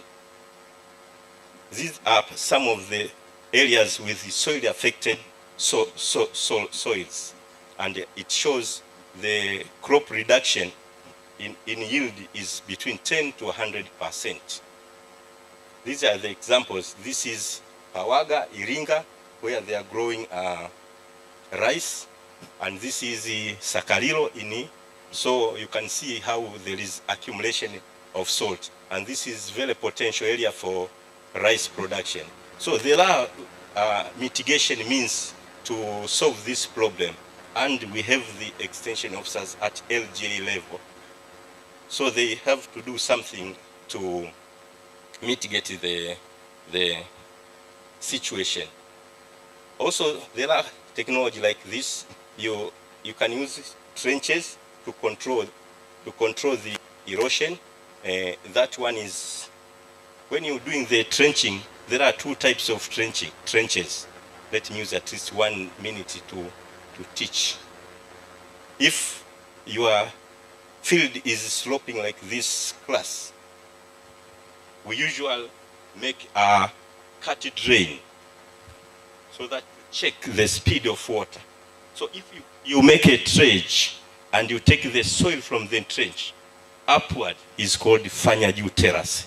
If you take the trench and the soil is scooped down, is called fanya chini terrace. Those are the two terminologies and the two type of trenches. So the first trench along the slope is fanya chini. You take the soil and throw it down. So as water comes, it will enter the trench. And as it wants to overflow, it will find a bump. That is called fanya chini. And fanya juu is the second and the following trenches. You put the soil on top so that when water comes, it finds a bump before the trench. This is one of them.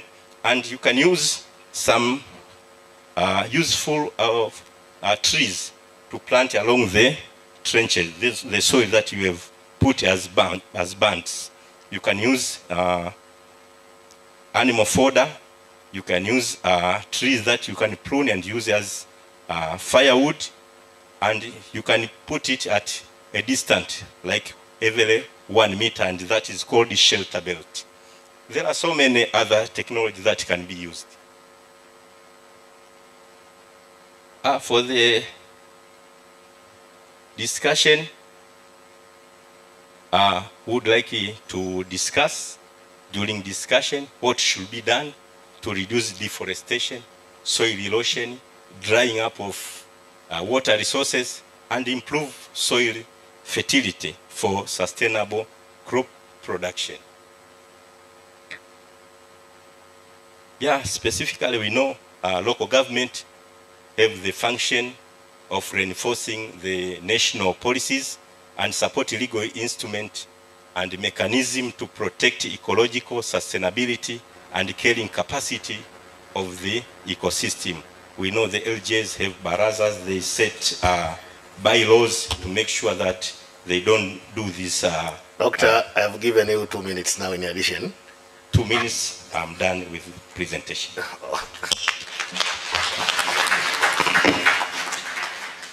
Yeah, thank you very much, Dr. Kongola. In fact, we are enjoying your discussion, and I believe everybody of that. Now, to remind you, we had the 4 papers. So in case you want to contribute during the discussion, paper number 1 was presented by Dr. Benedict Sule which says local government authorities' response to water sector in achieving Tanzania development vision by 2025. So when you want to discuss, you have to remember that. Paper number 2 was presented by Lugayam, exploring initiative, Dr. Lugayam, yes, implementation of Tanzania's development vision 2025 local government authorities, LGA's effort and the challenges. And then paper number 3 was by Dr. Chongela, exploring initiatives of local government authorities in engaging development towards industrialization in Tanzania, a case study of 3 local government authorities by Chamwino, Kongwa district. And the last one was presented by Dr. Kongola from Tari. So once you want to discuss and want to refer, you have to remember that. Now, I welcome our guest speaker for paper film presentation.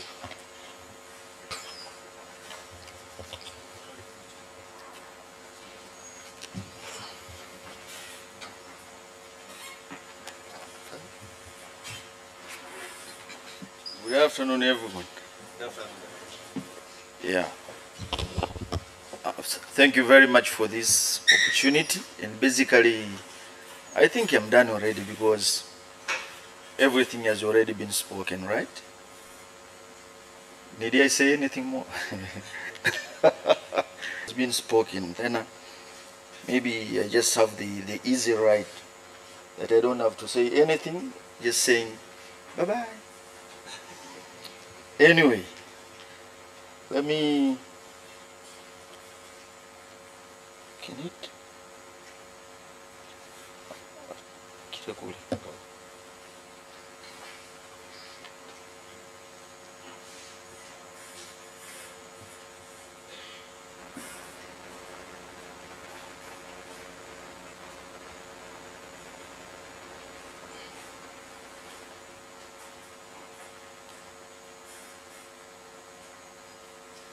Yes. We all know the theme of the 14th convocation, which is the contribution of local government authorities towards realizing Tanzania Development Vision 2025, right? And vision basically is just the, like what? Kama darubini fulani, is it? Yes, kule. Japo hatujafika. So that's the vision. Oh. No kwingine kunaenda mbele. Okay, so this is what this presentation is organized. I mean, this is how it's organized. That's just an introduction to the Vision 2025. How are we expected to realize it? Then, as much as we are having the Kionambari, we should have the vehicle to take us there, right? And that's the 5-year development plan. Though in here I've just put the latest one, it doesn't mean that the previous ones are not applicable when it comes to this discussion here. They are all in there. But I've made the assumption that prior to developing this one, it means an evaluation has been done, right? To see what we achieved in the previous 5-year development plan before going into the next 5-year development plan, the second one, and now we are in the third. It means that all that we missed along the way in the due course of meeting the realization of Vision 2025 should be in there. And hopefully, as you can see, this is just Vision 2025, right? And Vision 2025 is just around the corner. Who are here first year, it means before you go out of here, the thing will be outdated, right? So if at all the thing is gone, does it mean that we don't have any other doesn't we need any other vision to take us from where we are or where we will be in 2025 to maybe 2050 or 2075, something like that, right? So we always need some vision as to how are we foreseeing our Tanzania or our LGAs a certain specific period of time. So as an introduction, of course, much has been already spoken about this, but this Vision 2025 didn't come out of the blue.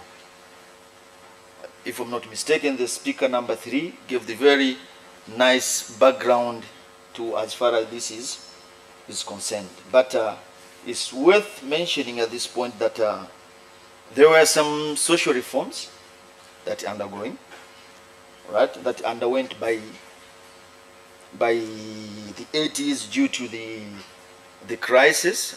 A number of them, we all know. For those who are a bit aged, we remember by the time we used to have younger, right? Sio younger team, younger unga wa njano. Kwa hiyo kulikuwa na hiyo food insecurity, then we had to have that yellow corn from America or from whatever. So those were one of the challenges of the crisis. Otherwise, there were many other development policies or strategies, but they were short in terms of that they didn't take into account the principles of market economy and the technology that has been evolving from time to time. So the government and the society in general realized that the nation lacked direction and philosophy for the long-term development. What does it mean? It means that there were a number of initiatives that going on. And when there is a number of initiatives, it means we lose the focus. Right? Kile Kiswahili cha kawaida tunasema kelele miruzi mingi hata kubwa la mbwa linapotea, au si? Yeah, so that was what was happening here. Plenty of strategies, but which is what was difficult to come into terms. So that's when we had the Vision 2025 to fill up that vacuum, implying that now we have the focal point, right? That we all throughout the country focuses on something, right? So that's it. Again, this has been spoken already, that out of this, at the end of the day, we anticipate that the high quality of livelihood will be achieved. The country will have peace, stability, and unity, right? There will be good governance. Otherwise, the nation will have people who are well educated and the society which is learned. Otherwise, this one here. And in the due course of executing the 4, definitely we did anticipate that the economy will be strong and very competitive. Remember, I said we didn't go with the pace of the technological advancement and things of that nature, right? So if we put everything under proper perspective, we did expect it to be that way. So, in realizing the Vision 2025, it was thought that it can only be realized if at all Tanzanians capitalize on their strength. That is the national unity, social cohesion, peace, and engage appropriate drive forces for development and effectively avoid the impediment which held back their development. So as much as the country would like to make the most of the strength, which has been mentioned, one must be aware of the new and emerging characteristics of both the national and global economy. These are, as mentioned here. We should remember there was some exposure to the limitations of policies of public sector-led development and administrative control of the economy in a centralized planned fashion. You may be not aware, but the majority of us here knows Back then we used to have the scopo, the price commission, things of that nature, so as to control each and everything, because the economy was not that market economy, but rather the centralized economy, right? The scope was to do with the mishahara, I hope. And the other price is, as you know, price. Kwa hiyo bei za sabuni, whatever, zilikuwa controlled from somewhere. That's why we used to have the RTCs, the ugawaji, and things of that nature back then. And those, as I said, they didn't apply the forces of the market economy. Otherwise, the recognition of individual initiatives and the private sector are the central driving forces for building a strong, productive, and renewing economy. So if at all you are getting away from the planned economy, you should realize this. Otherwise, state welfare responsibilities are more focused on cost-effective ways of enhancing access to and the quality of social services, the fast-changing market condition and technological development. Otherwise, the nation-state economic behavior is being transformed by globalization and regionalism. What does it mean? It means that as much as you want to control your economy, but when the market forces come into play, the control becomes very difficult, right? Because those market forces will come into play, then you'll start like wobbling or what. So that's why we needed what? The Vision 2025, where each and everything was categorically put into proper perspective, so that if we follow this, at the end of the day, we will be where we want to be. Maybe at this point, I should point out that, does it mean that prior to this, completely we didn't have any strategy? Of course not, we had. Prior to independence, those guys back then, the agenda was to fight for independence, right? And when we had it, inequality and things of that nature came into play. You all here sing of Azimio la Arusha, so that was one of the strategies, at least to minimize the inequalities among the members of society. So don't think that this Vision 2025 is the only initiative that the government has come into, right, since independence. No, there are a number of them, as I mentioned here. Otherwise, the characteristics mentioned above pose new challenges which demand the adoption of new driving forces capable of graduating Tanzania from least developed country to middle income country. Again, that was spoken by presenter number 2, if not 3, that we can't be the least developed country forever. We should develop, right? So in the due course of developing, it means there are challenges that definitely will meet along the way, right? So, trying to address those challenges, we need to, we have to have the change in our mindset so that we have the confidence, commitment, and empowering our cultural values. Otherwise, we should start having the spirit of competence and competitiveness, and of course we should harness the good governance and the rule of the law, because if at all there is no lawlessness, then we will be like, I don't know, the country will be chaotic, right? And in the chaos, I don't think if at all we can achieve anything. So I said the 2025 vision is like the binocular, right? So this one is the vehicle to take us where we want to be in 2025. And I previously mentioned that this one doesn't mean that it came all of a sudden. No, there was National 5-Year Development Plan 1, it had its own content. Then the second one, and this is the third one, which is to finalize the final version of the 2025, right? But there are mechanisms in there so as to take us as from 2025 going forward, right? So what's in there? It does have a number of things, but the main objective of this is to contribute to realization of the National Development Plan, Vision 2025 goals. These goals include Tanzania becoming a middle-income country status and continuous transformation of becoming an industrial country with a high human development or a high standard of living. Upon reaching its vision, the Tanzania is envisioned to have the following attributes.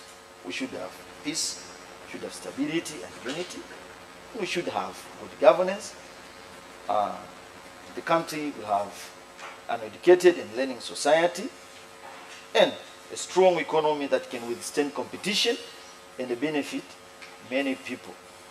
So, you can see here, an educated and learning society, I've highlighted it, not a coincidence, but I wanted it to be that way so that you can see the role of LGTI, right? I wanted you to know the role of LGTI, to make you educated and the whole society to be the land one. And of course, the strong economy that can withstand competition is, as been said by Dr. Kongola there.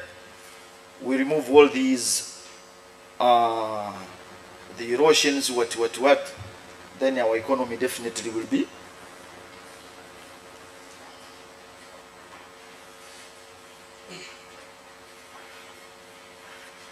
Okay. It also had objectives, of which one was to build an achievement realized towards attainment of Vision 2025, to strengthen the capacity building in the areas of science, technology, and innovation.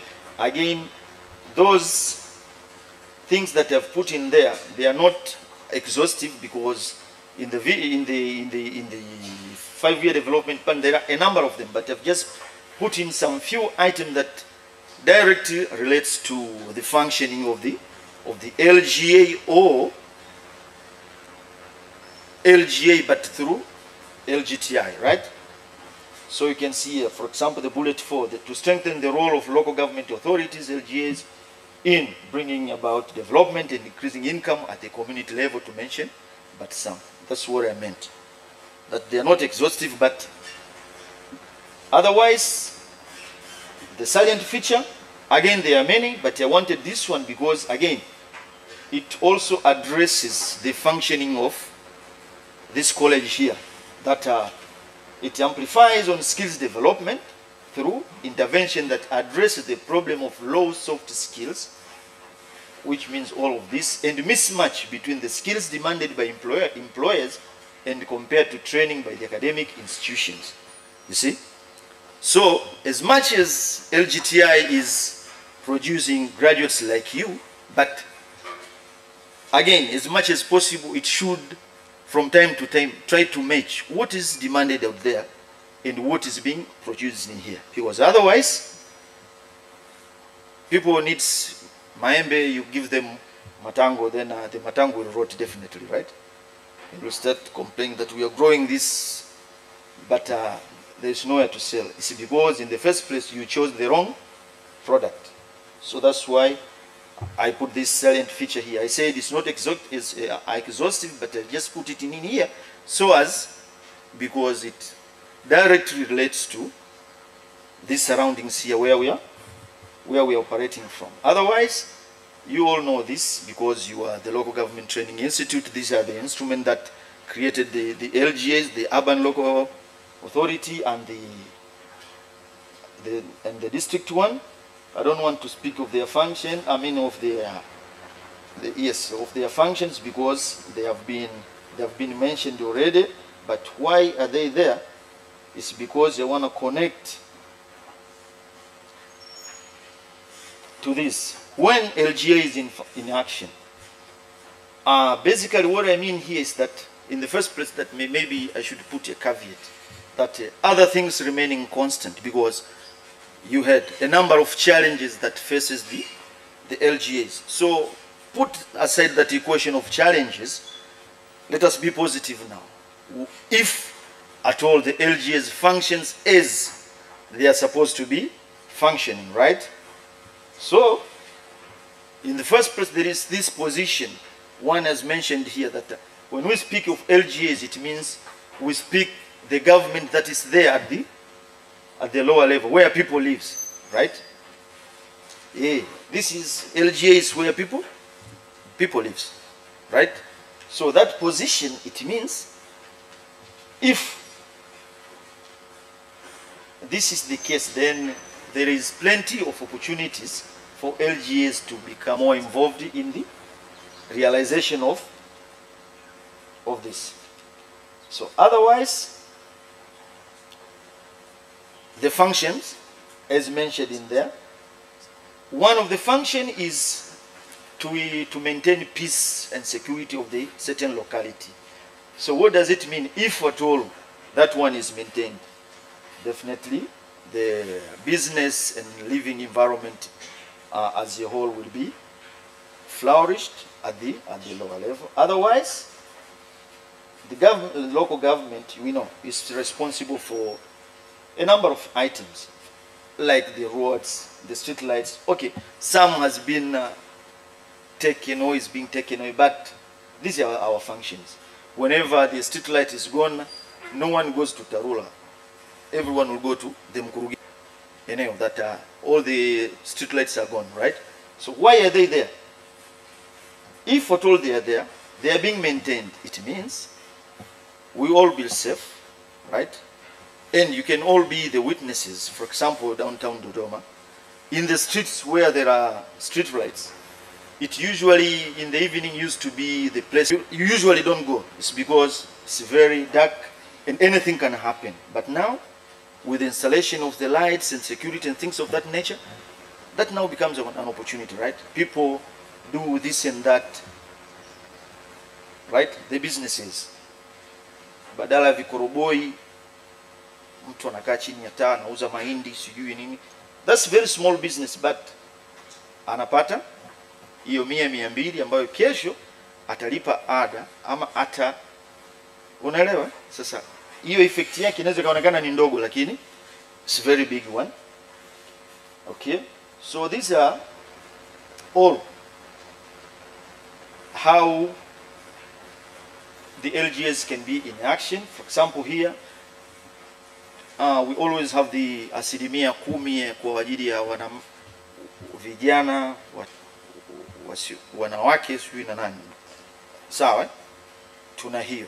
Ikifanyika, definitely hilo kundi badala kuwa na mawazo mabaya au watu linakuwa ni kundi la watu wengine kabisa. After all, it will inspire wengine, right, to be there.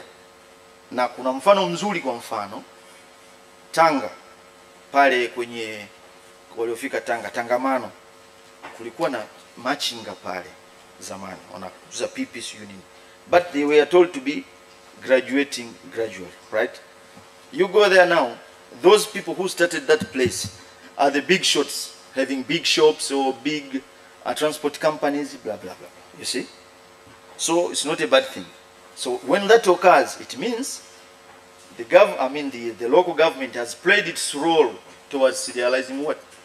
The Vision 2025. And here now is LGTI. I have again borrowed that thing from there, that soft skills and the mismatch, right? Please, as much as they are addressing this, but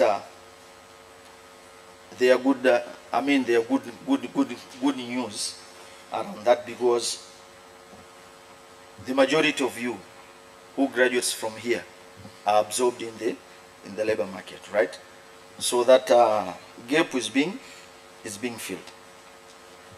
Otherwise, there are some, they are not being employed as such, but they do their own thing, right? So those become the young entrepreneurs. Otherwise, I hope the college is changing the mindsets of the majority of you so as to harness the opportunities that is available at your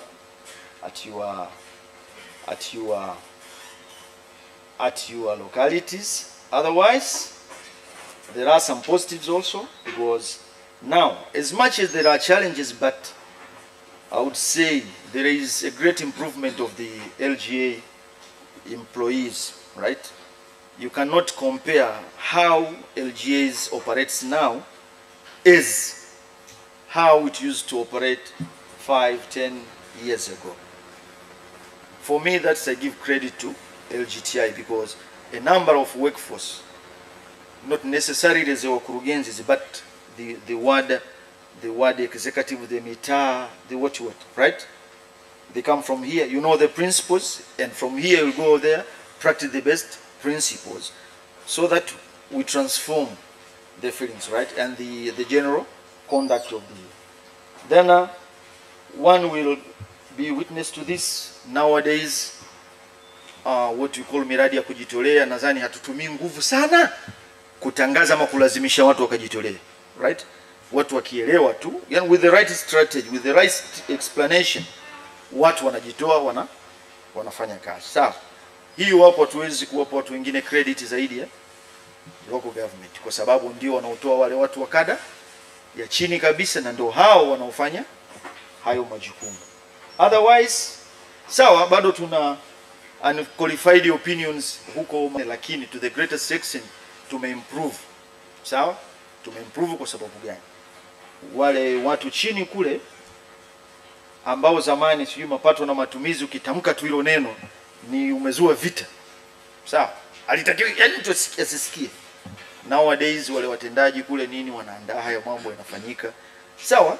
Kuna mapungufu hapa na pale, but they are being done, and they are being done in the right manner. Otherwise,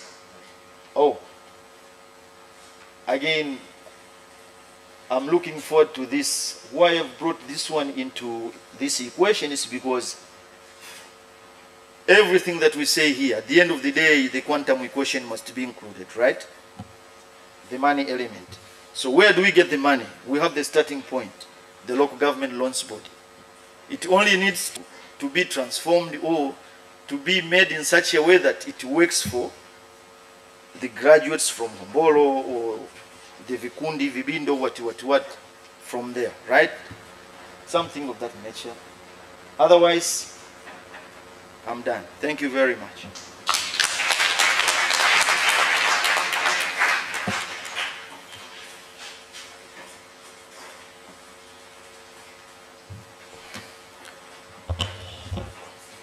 Yeah, thank you, our guest speaker. Now it's time for discussion. And as you know, I told you earlier that we are going to have a rehearsal very soon. So please make sure you observe time. And we are going to start with the audience, and then we'll go back to our main discussant. So please, in case you have any issue or any contribution, you have to raise your hand and you'll be given your microphone. And remember to refer to which paper are you trying to contribute or to ask something. So please, as a member, you should help me to can distribute the. Just 1 minute for each is enough. Just introduce yourself, your name, and if possible, your cause, and go straight to what you want to say. If it is a contribution, it is a question, everything is welcomed. I can see the hand. Thank you very much. Let me use in Kiswahili in order to be known for everybody. Tujiulize swali kwamba bado Tanzania tuna nia ya serikali za mitaa, na kama tuna nia ya serikali za mitaa, kuimarisha serikali za mitaa ni kuzinyoforea vyanzo vya mapato na kuzipeleka serikali kuu. Yeah, sorry Mr. Speaker. My name is Mazaba Warioba Nyaboyenze. Okay. Niko kozi ya rasilimali watu degree mwaka wa kwanza. Sasa na hilo ndio swali nalouliza, kwamba ukiondoa vyanzo vya mapato kwenye serikali za mitaa kwa sababu zinashindwa kumanage, ndio njia sahihi ya kuimarisha serikali za mitaa? Hii na nadhani Dr. James kama nimemtaja Chongera amesema alikuwa na present mada ya serikali za mitaa tutaziimarishaje. Sasa mimi nilikuwa nashauri kwamba kama kweli tuna nia njema ya kuimarisha serikali za mitaa, basi tuziongezee vile vitu ambavyo ni muhimu sana ziweze kuimarika. Hapa serikali ya mitaa inazalisha wanafunzi wengi, wahitimu wengi wenye kozi mbalimbali ambao wameiva kwenda kutumikia serikali za mitaa. Wachukueni moja kwa moja mwapeleke kwenye serikali za mitaa, kwa sababu vijiji zaidi ya 1400 nadhani havina watendaji wa mitaa na vijiji. Wapelekeni huko wafanye hiyo kazi tuone, kwa sababu sensa inatuambia watu 61,000 ambao wanaishi kwenye serikali za mitaa. Hawa watu wanahitaji watu wa kuwasimamia katika nyanja ya usimamizi wa rasilimali zile pamoja na ulinzi. Sasa walinzi wako hapa, tuwachukua hawa tuwapeleke, badala ya kuwafanyia interview, naamini wakienda kule watafahamu vizuri. Kingine, wanahitaji rasilimali fedha. Vyanzo vya mapato vikiimarishwa kwenye serikali za mitaa, tunaona serikali kuu ina tabia ya kuvichukua na kuvirudisha kule. Sasa hapo sio kuimarisha. Lakini hawa watu pia kwenye serikali za mitaa wanahitaji rasilimali vitu. Rasilimali vitu haiwezi kupatikana kama fedha hazipo. Sasa tumeanza kuwalisha kama makinda ya ndege kwenye serikali za mitaa. Leo mpaka madiwani wa serikali za mitaa kule wanapewa posho zile za mwezi na serikali kuu, kwa sababu serikali kuu imechukua vyanzo vya mapato ya serikali za mitaa imepeleka serikali kuu. Sidhani kama ni njia sahihi. Na kama ni njia sahihi, huyu aliyefanya utafiti wa kwamba tukifanya hii njia ndio tutaimarisha serikali za mitaa, basi aweke hiyo pepa hadharani kwamba wakipunguziwa mapato ndio watafikia serikali za mitaa zinazoimarika. Machache kama hayo naona yataweza kuwasaidia sana. Thank you.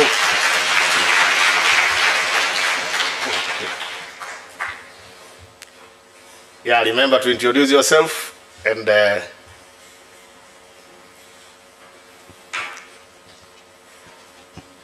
Asante. Kwa majina naitwa Dennis Victor, ni mwanafunzi wa Bachelor HR mwaka wa kwanza. Kwanza nawapongeza wa presenters, wamepresent vizuri, lakini kuna kitu najiuliza. Kama huu ni mpango wa maendeleo wa kufikia 2025 tuwe tumefikia sehemu fulani. Swali langu ni kuanzia katika zile local level. Je, wananchi kule ngazi ya chini wanatambua kwamba tunacho kitu, na elimu imesambaa kwa kiasi gani kwamba tunacho kipaumbele, kwamba tunao kipaumbele fulani, kwamba kufikia 2025 tuwe 2-3. Sijajua jamii yetu huko kwenye local level wameelimishwa vipi juu ya vipaumbele vyetu. Kwa mfano, moja ya kipaumbele, moja objective ambayo imekuwa mention katika ule mpango ni kwamba kufikia 2025 tuwe na well educated society. Ndio? Na tunaangalia katika, nimekuwa nikisoma vitu vingi sana katika local government wanasema kila kata angalau na shule moja sekondari. Na tukiangalia majibu ya sensa tumeona kuna increase of population, watu wameongezeka. Kwa hiyo sasa ni fursa sasa hivi kama tunataka kuwa na jamii iliyoelimika na watu wameongezeka. Sasa hivi serikali za mitaa iangalie utaratibu wa kuongeza shule kwa sababu wanafunzi wameongezeka katika huko mitaani. Thank you. Yeah. Thank you, Honorable Speaker. For a name, my name is Musa Mataba, graduates of Diploma in Community Development. My question is the first presenter, Dr. Benedict Suli, and the question is, despite the different strategies taken by government of Tanzania, towards the problem of water supply, but the problem is still huge, and the people still suffering from the problem. Now, what is the responsibility of a citizen in enhancing the strategies taken by the government toward eliminating the problem of water supply? Thank you. Yeah, thank you. Yeah, come forward, please.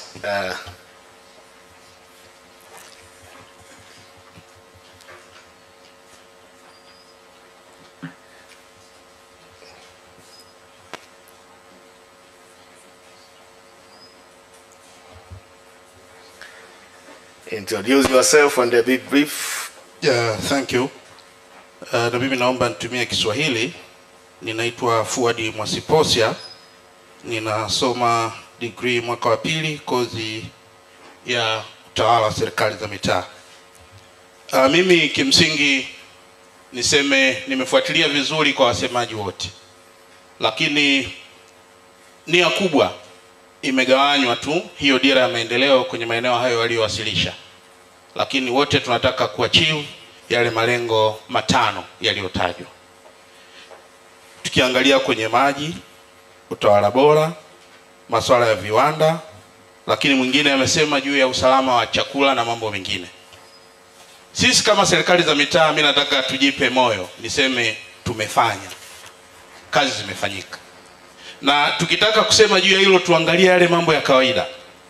Hata kama mwananchi amekuja kulalamika fulani ananitiririshia maji machafu nyumbani kwangu, na kiongozi wa serikali ya mtaa akaenda kusuluhisha tatizo, atakuwa amezuia magonjwa ya mlipuko, watu wataishi kwenye afya bora, lakini atakuwa maintain peace, na hatimaye ndio tutayaona hayo mambo makubwa. Kwa hiyo kazi imefanyika.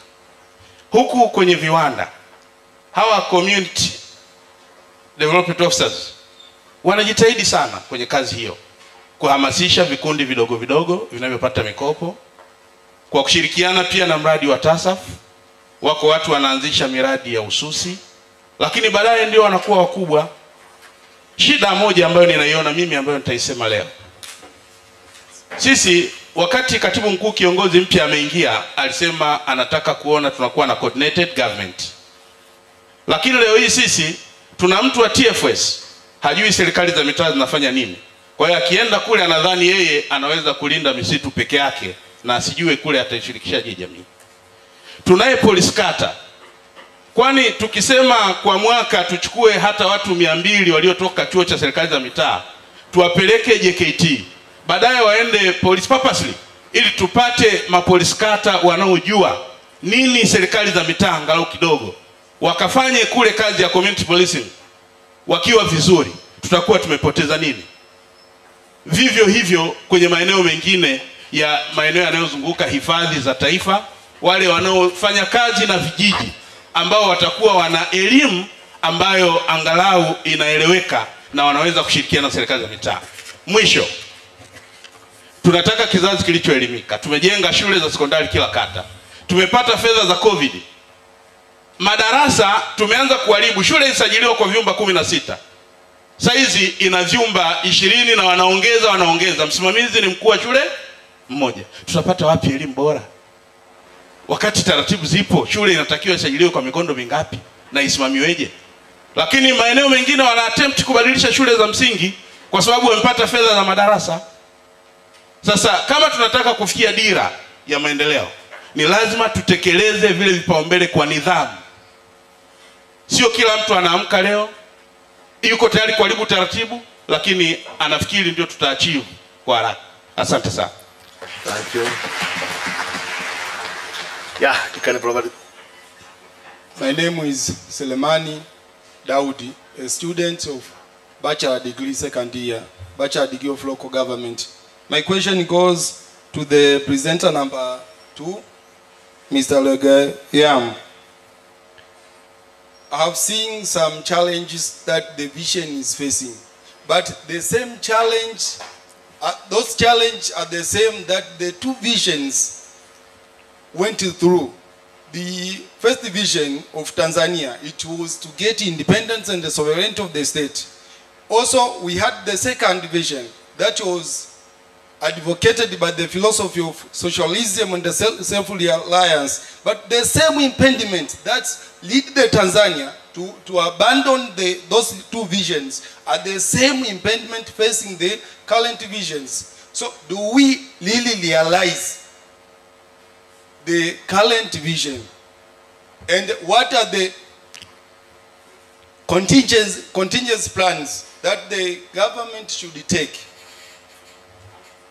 before or prior to the 2 years of culminating the current vision? Second question goes to presenter number 1, Dr. Sule, about water. our nation have adopted several policies regarding to water, like imagine Uhai, and then now we have the police which say mtue mama ndo kichwani. So my question is, what the position of the local government toward the achieving the policy of mtue mama ndo kichwani? Thank you. Okay, now at least the two speakers. Yeah, two. Anyway. Jina langu naitwa Dr. Robertson Simbagije kutoka Tali. Kwanza nimpongeze mgeni rasmi kwa ahadi mbili alizoahidi. Moja ni ile ya kuwapa shule madiwani. Hatukupiga makofi lakini ilitakiwa piga makofi.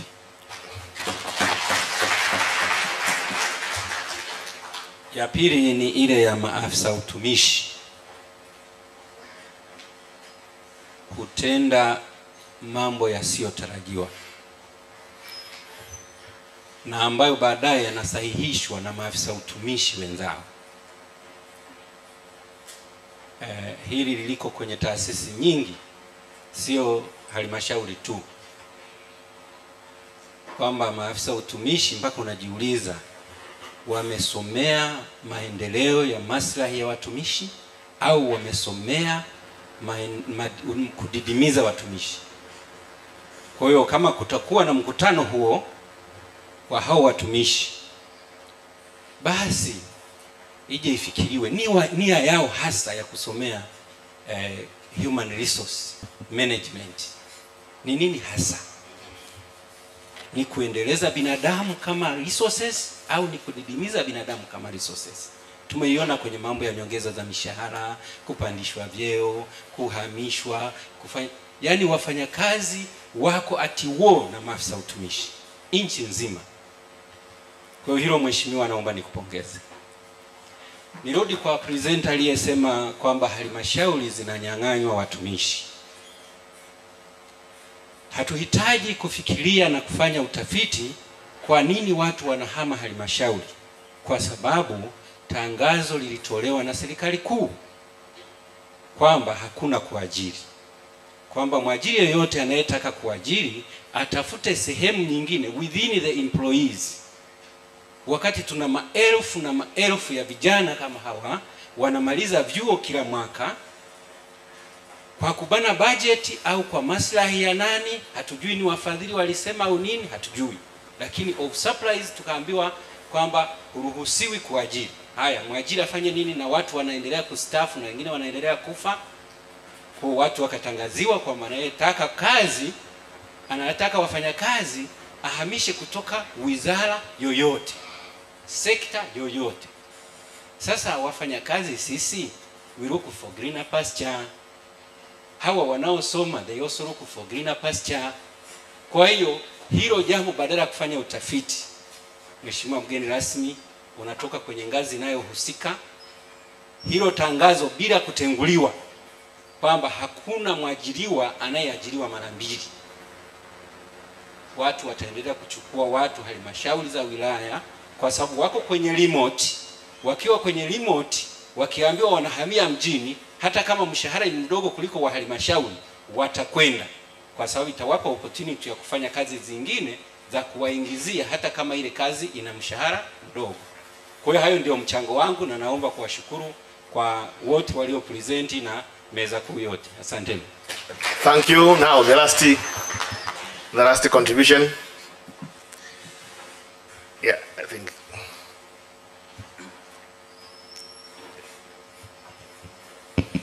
Naomba niongee Kiswahili. Naitwa Yohana Mwayaseki. Nasomea kozi ya utawala degree. Nikawa naomba nichangie hoja ya maji. Kwamba tuliona mzungumzaji wa kwanza aliongelea maji, hata mzungumzaji wa 4, lakini tumeona amezungumza changamoto ya maji. Vyanzo vya maji vimekauka na maeneo mengi maji yamekosekana. Lakini nini kifanyike?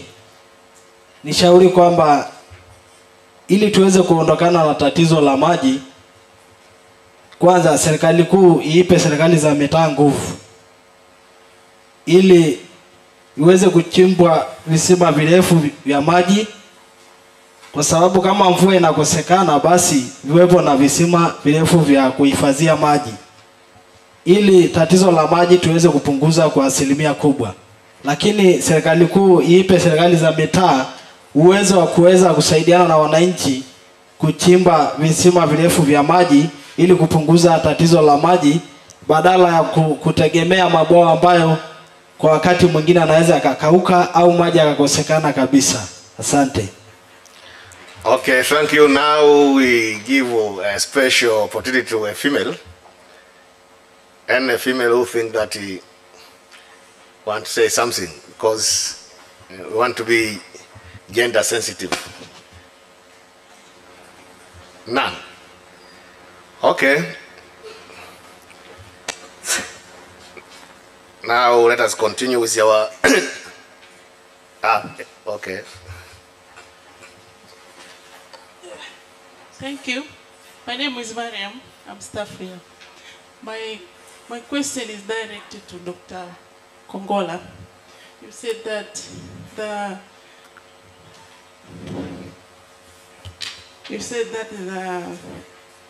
umesema kwamba chanzo cha kuharibika kwa soil ni salt. Je, nini chanzo cha hiyo salt kwenye soil erosion? Asante. Okay, thank you, Mariam.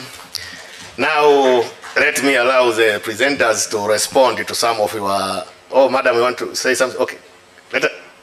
Sorry, give Madam... Okay, thank you. My name is Madam Josephine Akin Lombeza from Community Development Department. My question goes straight to the first presenter, Dr. Sure. Because it said the shortage of water because of the governance problem. I need more elaboration through that statement. Thank you.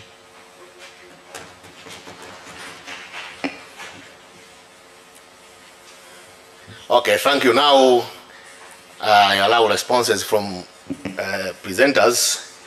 Please use just 1 minute to respond to all questions which were forwarded to you. Dr. Sure.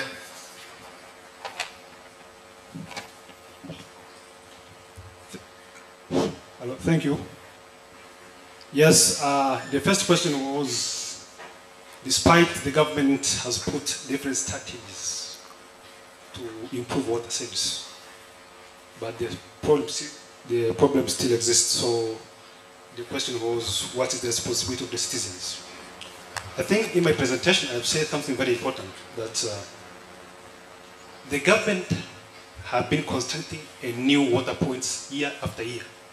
But those water points persist for two years. And that one was because of the, as I've said, is a governance problem. So what can be done now? Can government continue with the concept of the new water points, or we have to deal with the governance issue? That's why the National Water Policy of 2002 addressed that one, that the water service delivery should be at the lowest appropriate level. Then we adopt what's so-called subsidiarity principle, where the management of the water service should be at the lowest appropriate level as possible. So the citizens were given a role to play as the one who should ensure the security of the water points, the management, the daily management of the water points, and all the issues related to the delivery. The citizens were given that role. So that is the role of citizens as you have asked. So the second question was, we have a look at the policy, then your question is asking what is the position of local government. I think yes, this is what I was presenting. I think the local government has played a lot so far. I have tested the trend analysis since independence. But we find is assisting community to be the main actors in water services, because the local government officials are very few. They cannot manage the water points all over the countries. So the only solution is to give a citizens a power to make a daily management. But that problem is still existing because we, the local government officials, we think that if we give the citizens, they can do just that. That's why I use the theory, the quantification theory, which speaks that the principle organized to handle all these activities. So it's our role as the local government to assist them. That's why I said that we have to use what's so-called the O and the OD, improve the O and the OD. Thank you, Mr. Sule, Dr. Sule. Now, El Gayam, please 1 minute, summarize your answers. Just respond to what was asked in a very simple. Okay, thank you. I had one question that the same experience of the previous vision are also experienced in this vision. the major problem that I see here, it is formalism. That we are developing our vision and the policies, but remain in documents. And the implementation becomes poor. For instance, if we are to look at the guest of honor, if we are to look at the policy paper of 1998, strictly the new face of local government authorities, starting from the financial decentralization, the administrative decentralization, and even the change the central local relations. The central government is supposed to be the capacity building agents, right? To guide, not to take away their sources of revenue, rather to help, to strengthen them so that they can be in a position of realizing their intentions of establishment. Again, in the vision, we haven't assessed fully what has been exactly the law of not only local government authorities, but other government organs towards the realization of the vision, so that it can inform the coming vision. Now, my special request to the guest of honor, in 2 years to come, or 3, we will be developing a new vision, probably. And I think that the local government institute could offer good inputs on what might be the role of local government authorities towards realizing the coming vision. So I'm requesting that let us be involved, participated in the development of the coming vision, which probably will assess again the weaknesses or the failures of the previous vision, so as to build the coming vision. I hope we will give the inputs that will be essential for the government and the local government authorities towards realizing the coming vision and assessing the success and failures of this vision. Thank you. Okay, Dr. Chongola.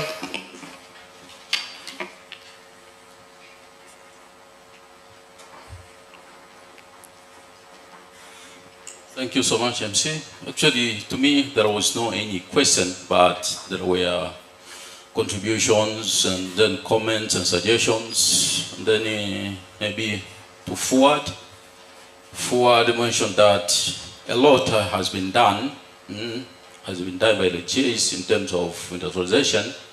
And then he mentioned that the community development officers, but also the TASAF, have been done a lot concerning the industrialization in the LGAs. So maybe, yes, this effort should go on, should proceed to make sure that at the end of the day, the industrialized economy as per the Vision 2025 has been attained.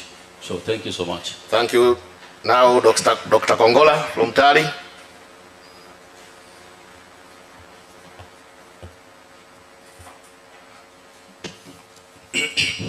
Yeah, Yeah, I had only one question from Madam Mariam, who wanted to know the sources of salt in the soils.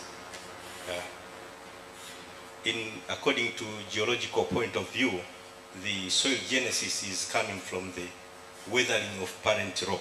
Now, if the parent rock is sodic, then the soil will be sodic.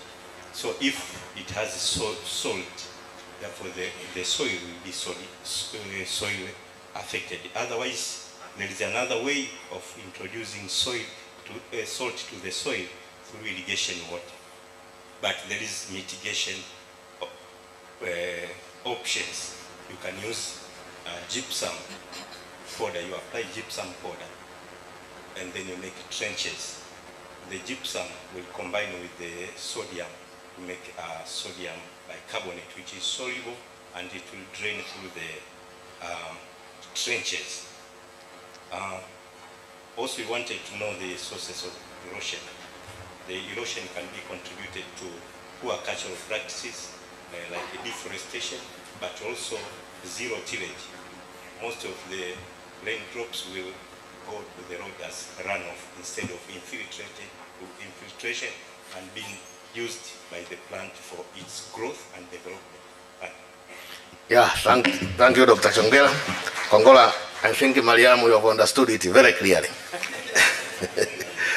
Okay, now I welcome Mr. Renato Sibim Chao now to give one the overview of the overall presentations. Then after that, we welcome our guest.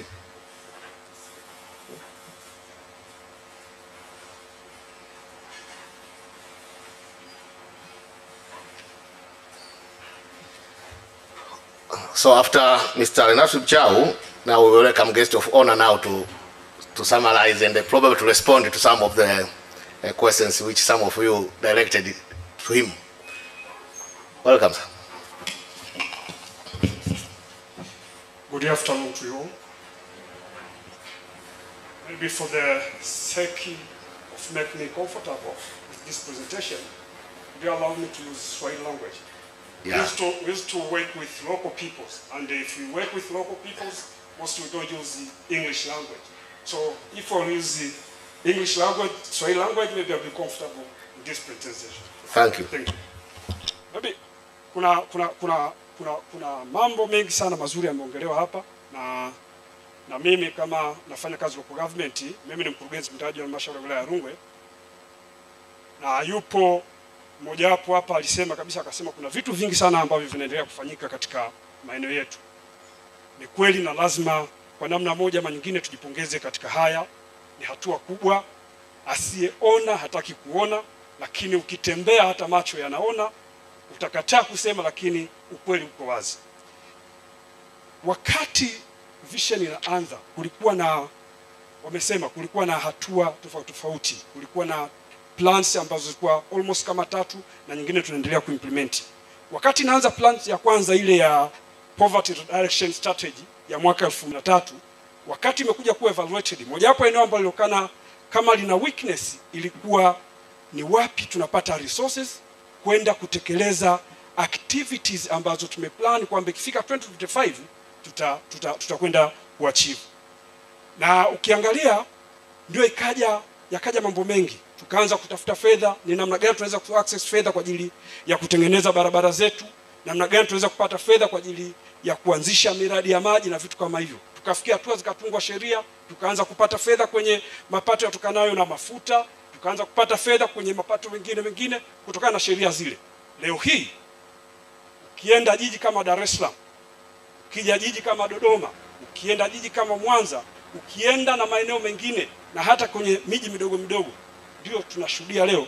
Alisema Dr. Mpilia, akasema unakwenda unakuta kuna taa ziko zinawaka barabarani, watu wanafanya kazi usiku na mchana, watu wanatembea, wanafanya nini. Yale ni mafanikio makubwa ambayo yametokana na vision yetu hii ya 2025. Kwa vyote vile lazima tujipongeze katika hili.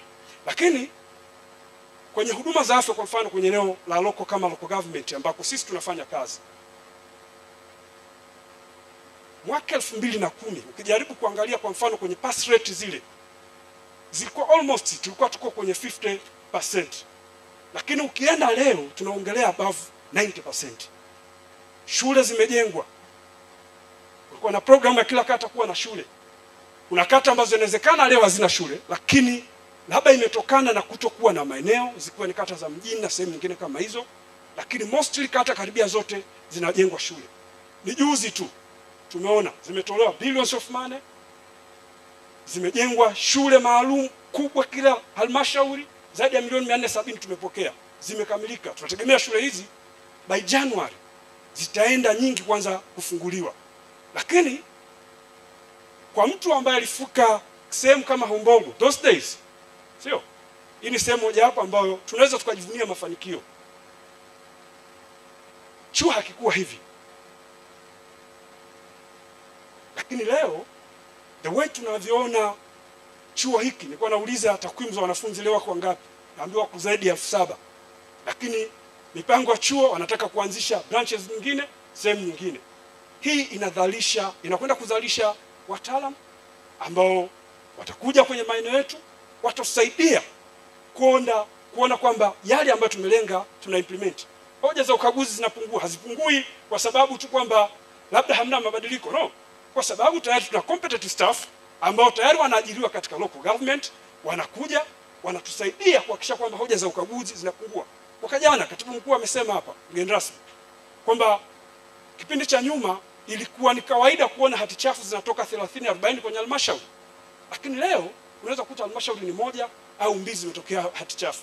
Haitokei tu kwa sababu labda kuna namna, hapana, ni kwa sababu watu they are very clean right now, wanafanya kazi kulingana na principles zile za sheria na taratibu zetu zinazotuongoza. Lakini hii yote inatokana na uwepo wa vyuo kama hivi.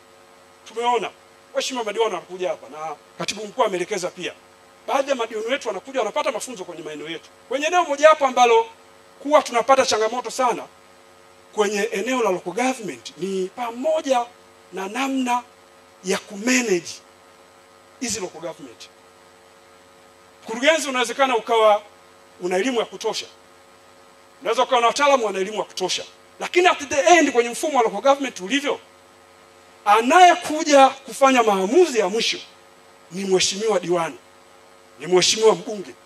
Wao ndio maamuzi. Kwa sisi tunakwenda kwa maana ya kwenda kushauri kwamba hili lifanyike hivi, lakini mwisho wake wale wanafanya maamuzi. Kama hawana uelewa wa yale ambayo nyinyi mnayalenga, hawajui vision 2025 inataka nini, tunahitajiwa tutoke wapi tuelekee wapi, kwa vyovyote vile unategemea kwamba maamuzi yanaweza kawa mabaya na achievement ya yale malengo yetu ya 2025 yakawa hayajawa achieve. Lakini tumekuwa tukiwaleta wanapigwa msasa, na mimi nategemea katibu mkuu, nadhani mwezi huu wa 12 hautaisha, na mimi nitakuwa na baadhi ya madiwani wangu watakuja hapa, watapata msasa kidogo, ili tukienda kule,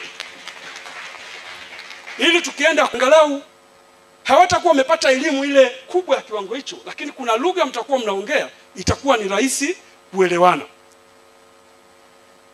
Leo tunaongelea, wengine wanakuwa wanapinga, lakini huo ndio ukweli kwamba mtu anasema sasa hivi tuko kwenye middle income countries, sio? Tunaongelea hivyo. Wengine hawataki, lakini mwaka 2010 pato, si ndio, per capita income ya mtu ilikuwa shilingi $749.3, lakini tunavyoongea sasa hizi tunakwenda zaidi ya $1,023 na tumeshafikia kwenye lengo la middle income country. Nini kimefanyika? Kuna mambo yamefanyika ule. Ukiachana na improvement ya infrastructure, tunajua kwamba kwa mfano kwenye eneo la kilimo tu kwa taifa letu sisi mostly linaajiri zaidi ya asilimia takriban 66 ya Watanzania. Na hapo ndio eneo kuona mabadiliko katika taifa letu. Tunataka kuona visions zinakuwa achieved na vitu vingine kama vile. Hapo ndio sehemu ambapo pia tunahitajiwa tupaguse kwa kiwango kikubwa ili angalau yaweze kuonekana mabadiliko. Kule Rungwe tunalima kahawa, tunalima ndizi, tunalima kakao, tunalima mahindi, tunalima viazi na mazao mengine, parachichi na mazao mengine. Ni kitu gani ambacho tunakifanya kwa wale watu ambao wanatutegemea sisi ili waweze kupata kipato ambacho baadaye kitamsaidia kupata elimu iliyo bora, kitamsaidia kupata huduma za afya zilizo bora, ili aweze kuchangia kwenye uchumi wa taifa lake. Sasa Juzi tulisikia hata wakati wa presentation za budget ya kilimo yenyewe kwa kipindi hicho cha miaka hiyo ilikuwa almost walikuwa wanapata 40 to 50 billion.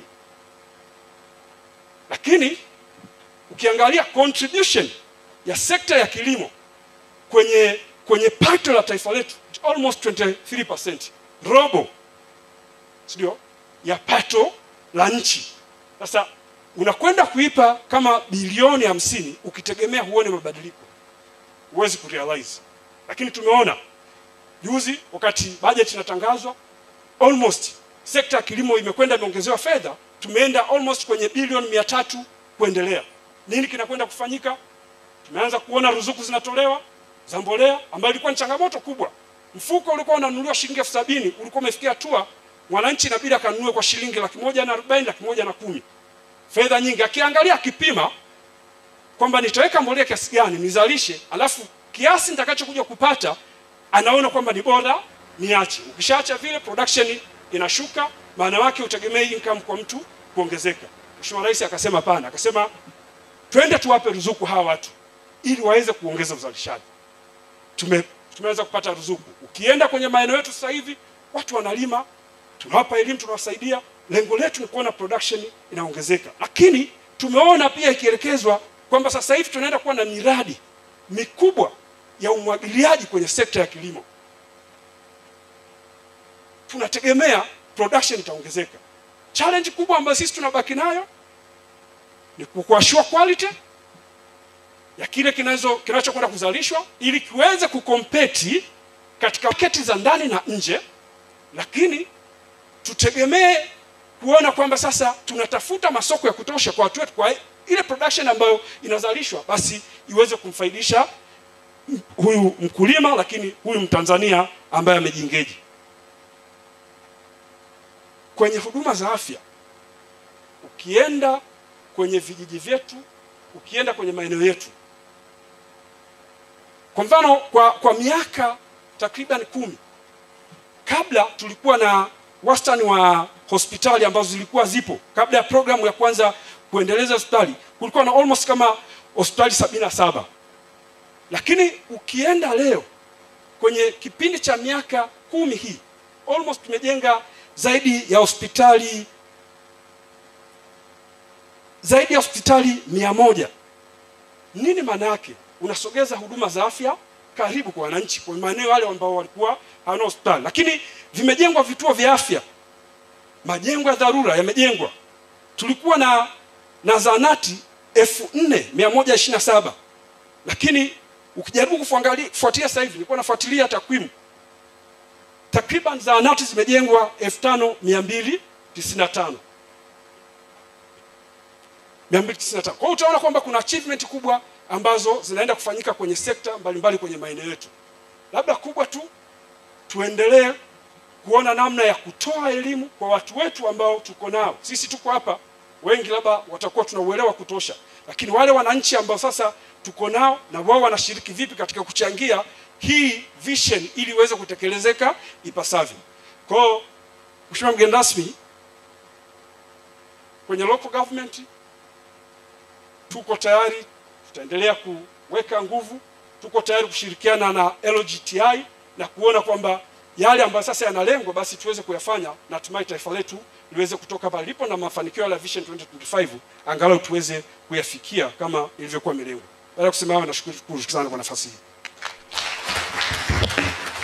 Asante sana Mheshimiwa Mkurugenzi. Sasa napenda kumwalika basi mgeni wetu rasmi ili aweze kutupa majumuisho.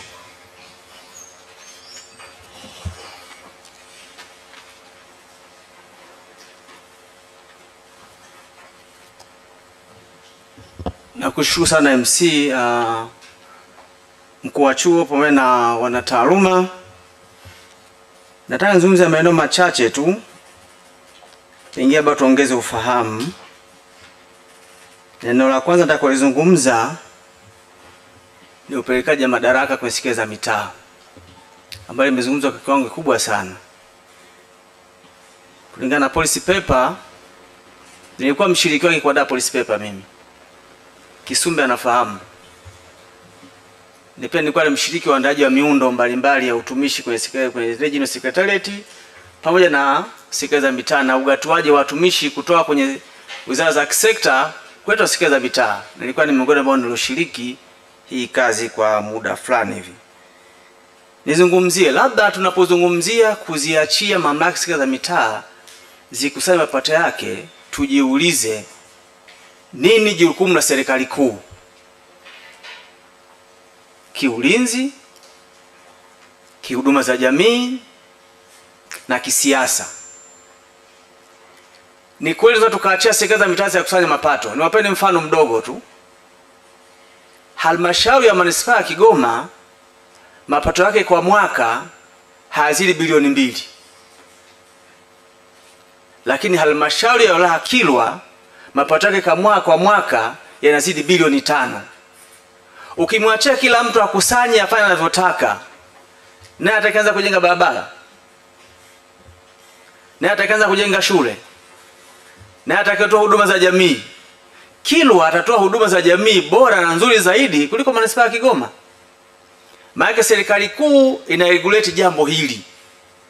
Inachukua baadhi ya vyanzo vya mapato ili viweze kujenga barabara, viweze kuweka taa za barabarani, ziweze kujenga shule, ziweze kulipa askari wetu wote wa vyombo vya ulinzi na usalama, ziweze kutoa huduma za kisiasa, kuendesha masuala ya uchaguzi. Hata ukiachia Bumbuli ambayo halmashauri ya Bumbuli ambayo inakusanya kwa kiwango kikubwa sana kijitahidi ni milioni 800 kwa mwaka. Milioni 800 kwa mwaka. Unaiambia Bumbuli iendeshe uchaguzi wa serikali za mitaa, tunafuatia vyanzo vya mapato hivyo. Wataendesha uchaguzi wa serikali za mitaa? Haiwezekani. Kwa hiyo kuna baadhi ya mambo tuseme decentralization, lakini tuangalie masuala ya finance na jukumu kuu la serikali kuu. Mwisho mwingine nimepata bahati kutembea nchi mbalimbali kwenye hii wanazungumzia kuachia madaraka kwa serikali za mitaa. Nimekwenda Ujerumani mimi. Ndio nikafanya study Ujerumani, nimesoma Ujerumani mimi. Sio kweli kinachozungumzwa. Serikali kuu bado inakusanya vyanzo vya mapato na kuna baadhi ya mambo ni lazima abakie serikali kuu. Hayawezi kwenda serikali za mitaa. Kwa sasa huku watu wanasema kwa nini inakuwa? Iko vizuri. Ujenzi wa hospitali hizi. Ukiachia kila kitu kifanyike huko, kuna baadhi ya dispensary na hospitali hazipata vifaa wala hazipata watu.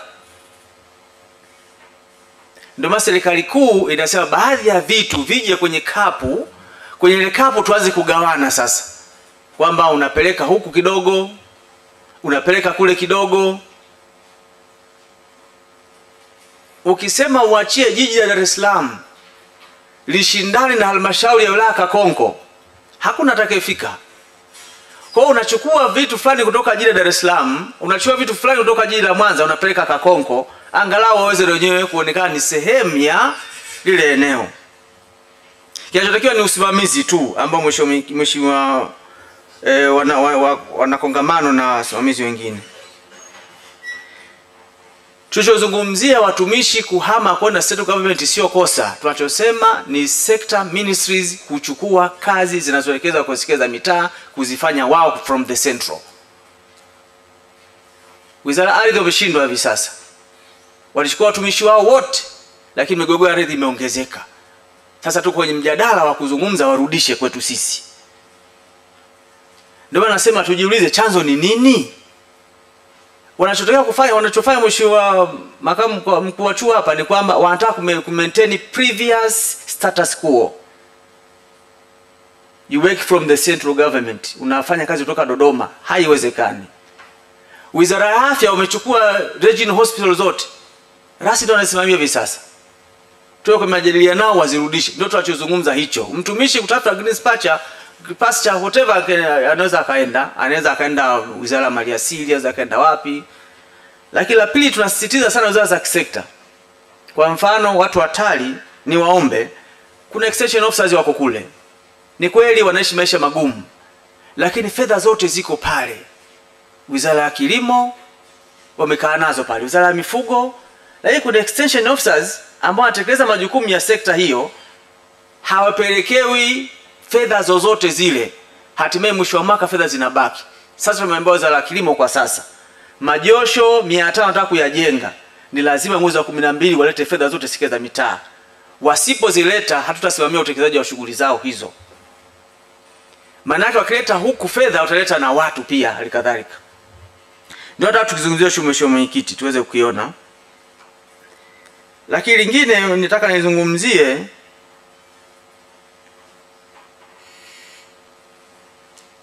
ni swala la shule kuwa na madarasa mengi. Mwalimu Nyerere alisema kupanga ni kuchagua. Unatumia resource yako leo nao kwa sasa ili kuokoa jambo lingine liende. Tuna miradi ya mikakati mingi sana. Unapojenga shule mpya unahitaji miundombinu mingine mipya. Na walimu utahitaji wapya. Sasa kipi bora, ujenge shule isiyokuwa na walimu au uongeze darasa pale ambapo kuna shule iliyoko pale? Sisi tunatengeneza miongozo. Miongozo sio Biblia wala msaafu. Muongozo unafunzwa na muongozo mwingine. Kwa ndio maana tunasema hata kama unakuwa kumwingu, lakini muongozo kwa maana ya kuongeza madarasa na watoto wetu waweze kusoma na kuweza kushughulikia jambo hili. Kuna mchangiaji mmoja amesema nini jukumu la wananchi kwenye usimamizi wa masuala ya maji? Ni kutunza vyanzo vya maji. Ndio kitu cha kwanza hicho. Nimekwenda Ruaha mimi tarehe 13 na Mheshimiwa Waziri Mkuu. Kiboko anakufa kwenye tope. Mto Ruaha umekauka kabisa. Kabisa Ruaha umekauka. Chanzo ni kule kuchotokea mauaji jana kule. Wapi? Mbalali. Ndio chanzo kimeanzia kule. Tumekwenda kule ni kuambia ile catchment area yote ina mifugo. Yote ina kilimo. Ile beseni linalotunza maji yaweze kusambaa, yote lina economic activities. Mtu atakauka tu. Kwa sema chanzo kitu cha kwanza kabisa cha wananchi ni kutunza vyanzo vya maji, tuwe askari kwa wananchi wenzetu, tuwasitize wasiharibu vyanzo vya maji. Mpaka leo mvua unaona hainyeshi saa hizi. Tumekata misitu, tumefanya vurugu za hapa na pale. Kwa hiyo nasema chanzo cha kwanza ni hilo la sisi wananchi wenyewe, na sasa nyinyi wanachuo mkitoka hapa mkubwa sana ya utunzaji wa vyanzo vya maji. Ni jambo kubwa sana ambalo linaweza likashughulikiwa. Issue ya kila anayepita anataka kufanya kazi na serikali za mitaa lazima apite Hombolo. Tumesema LGTI iliweza kama audience na polisi jamii. Ikaendesha mafunzo kwa polisi jamii. Na bahati nzuri kamishna wa polisi jamii Shirugile ameshaniomba akutane na TAMISEMI ili kutoa elimu ya uendeshaji wa serikali za mitaa kwa polisi jamii wake kwenye kila kata. Sasa ndio chuo cha serikali za mitaa itumie opportunity hiyo kutoa jeshi la polisi, kuendesha mafunzo kwa polisi kata, na wakati mwingine kutoa lecture kwenye vyuo wanavyoenda kumaliza jeshi la polisi. Dar es Salaam pale, Moshi, Kidatu, Zanzibar. Na Tanga kwa ajili ya ya uhamiaji pamoja na zimamoto na uokoaji, na Mbeya kwa ajili ya magereza. Wanza kwenda kuonesha mafunzo kule, ni kujiongeza tu, unatuma jamaa tuje tuwe lecture tu, tueleshe namna gani mawasiliano kati yenu nyinyi polisi yatakwenda vizuri na wale watu wa ngazi ya watendaji wa kadhalika na kwenda pale. Na tunaandaa sama makubaliano kwamba polisi kata awe ni sehemu ya wajumbe wa DC. Tuko kwenye majukumu ya makubaliano ya mwisho kati ya sisi na jeshi la polisi. Itatusaidia sana kwenye eneo hili, na itatupelekea mambo yawe mazuri zaidi. Amesema mkurugenzi pale, nataka niseme la mwisho kwamba kuna juhudi ambazo serikali za mitaa imefanya na serikali kutoa mikopo ya 10%. Labda niwaambie halmashauri zote ambazo zinakusanya chini ya bilioni 1 na isiyozidi bilioni 5 wanatakiwa watoe 40% ya maendeleo, ambapo ndani yake kuna 10% kwa wanawake, kina mama na watoto, alafu 60% kwa matumizi yao binafsi ya uendeshaji wa halmashauri. Lakini halmashauri anakusanya kuanzia bilioni 5 mpaka bilioni 19 mpaka bilioni 50 huko kama Dar es Salaam, wanatakiwa watoe 60% ya fedha zao zile za makusanyo kwenda kwenye maendeleo na 40% kwa ajili ya uendeshaji. Sasa katika hizo 10% sasa tumeongeza kipengele kwenye zile 10% ya kina mama, watu wenye ulemavu na vijana. Tutatoa mkopo wa kuanzia milioni 100 kwenda mbele. Na tunazungumza na watu wanaitwa TEMCO, taasisi ya uhandisi na usanifu wa mitambo. Watusaidie kuendesha mafunzo kwa wanaopata mikopo hiyo ili wafungue viwanda vidogo, na unga mkono mada ya mhadhiri mmoja azungumzia eneo hilo ili waweze kuingiza kwenye eneo hilo. Sasa kupitia mada yake hii anza naye akachomeka pale LGTI, kwa maana sasa kupitia pepa hii ni namna gani ya kuandaa hao makundi hayo ya wazee, watu wa wanawake, vijana na walemavu, ili kuweza kucapture hiyo kitu ambayo ina kwenye asilimia 10 hiyo. Kuhusu maji, naombeni mkasome speech ya Mheshimiwa Aweso. Ingieni pale wizaramaji.go.tz, mtaona mikakati ya serikali kuelekea kupunguza changamoto ya maji kwenye serikali yetu. Otherwise, Mheshimiwa Mwenyekiti, nimefurahi sana. Sijawahi kuhudhuria kongamano namna hii. Mara mwisho nilihudhuria SUA, nilialikwa nikiwa msaidizi wa Waziri Makumbani kawasilisha mada. Na mimi niseme nijitolee. Convocation ijayo naomba mniandalie mada. Niambie mada gani nije hasa swala la usimamizi wa sekta za mitaa. Nije nizungumze hapa ieleweke kwa wanafunzi. La kwanza, la pili, fikirieni kuna kitu kinaitwa block seminar. Walosoma nje wanafahamu.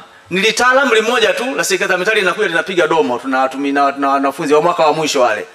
Anakuja nguli mmoja, mnamtafuta mama Talishi, anakuja anazungumza, yeye alikuwa katibu mkuu na ndio manguli wa sekta za mitaa, kuzungumza sekta za mitaa ni nini, uendeshaji wake, story yake, kama historia tu anapiga story na nyinyi. Na hakutakuwa na mtihani.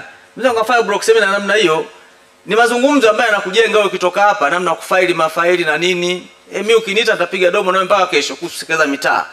Mungu amejalia kupita sehemu nyingi sana. Kisumbe yule pale kapita sekta za mitaa nyingi sana, naye akapata mdomo kupiga mdomo. Na wanafunzi wote wanakuepo mwaka wa mwisho pale. Mnaweza mkasema kila wiki mara moja tu, ile semester ya mwisho kama inaruhusiwa, kila wiki mara moja, ili watu waielewe sekta za mitaa na kwa nini serikali kuu inachukua vyanzo vya mapato kwa sekta za mitaa, na then inavirudisha kule kwa ajili ya uendelezaji wa shughuli mbalimbali. Mheshimiwa Mwenyekiti, nashukuru sana. Jamani, asanteni sana.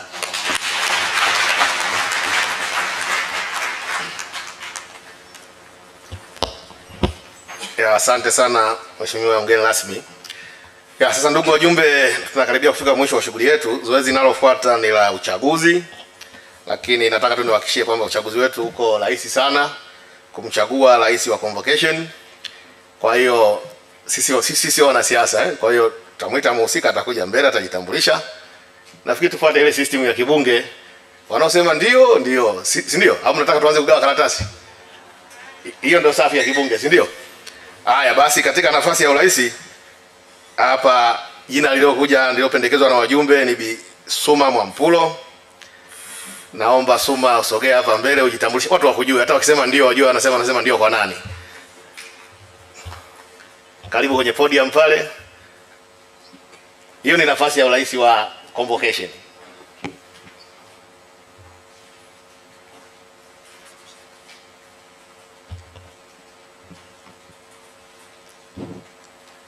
Habari ya mchana.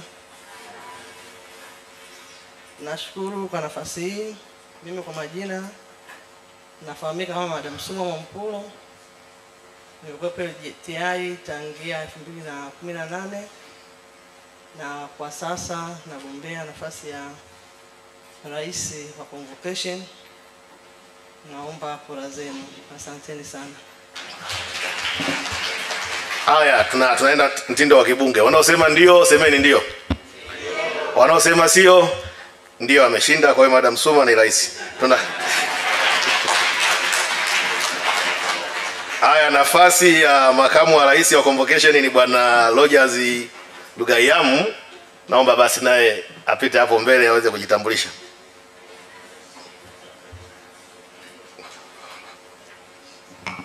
Habari za mchana.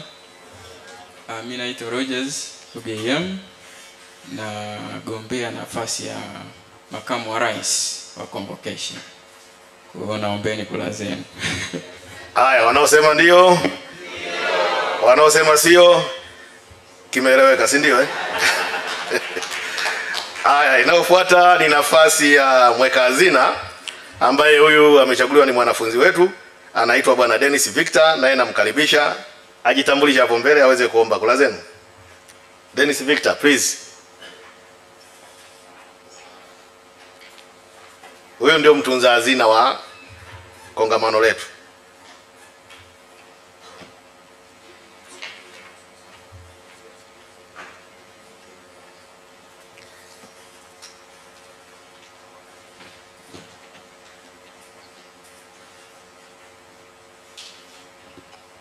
Habari za mchana.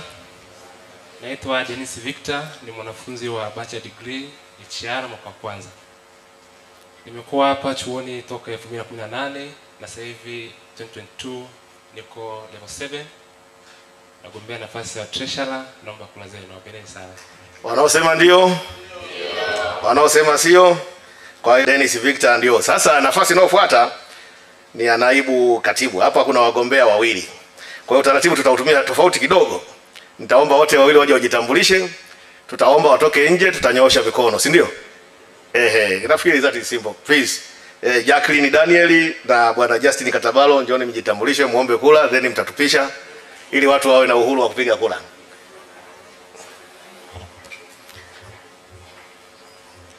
Jacqueline, unaweza kutumia. Habari za mchana. Kwa majina naitwa Jacqueline Daniel, ni mhadhiri msaidizi masomo ya utunzaji wa kumbukumbu na nyaraka. Ninagombea nafasi ya naibu katibu. Ninaomba kura zenu, sitawaangusha. Asanteni. Asante sana Madam Jacqueline. Nao bwana Katabalo, karibu. Asante sana MC. Jamhuri ya Muungano wa Tanzania. Kazi iendelee. Asante. Mbelenu ni Justin Augustine Katabaro, mkufunzi msaidizi wa chuo cha serikali za mitaa. Na niko mbele yenu kwa heshima kabisa kuweka nia ya majukumu haya ya kongamano lijalo na yajayo kwa temu inayofuata kutoka kwa wenzetu, na nia hiyo nafikiri ridhaa yenu ndio itakayonipa majukumu. Asanteni sana. Asante sana. Sasa bwana Katabalo na Bi Jacqueline, naomba mtupishe ili watu wawe huru. Watu wanafunzi wasema akiniona anaweza kanipa sapu. Hapana.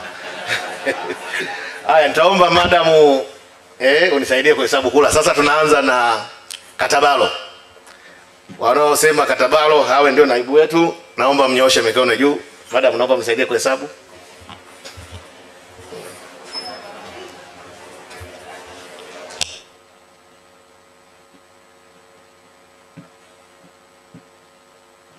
Mkono mmoja tu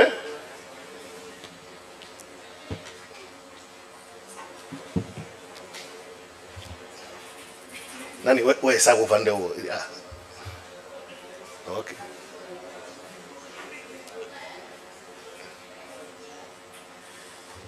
Basi shaga wewe jumulisha sasa, wewe ndio utakuwa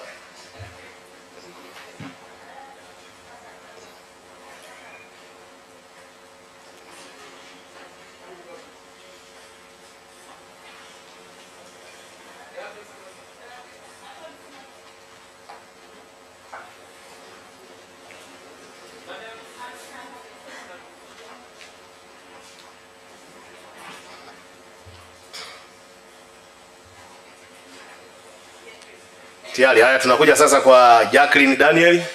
Naomba tunyooshe mikono kwa Madam Jacqueline Daniel. Nyosheni. Hilo usirudie, nyoosha, tuseme sinsema, usinyoshe mikono miwili.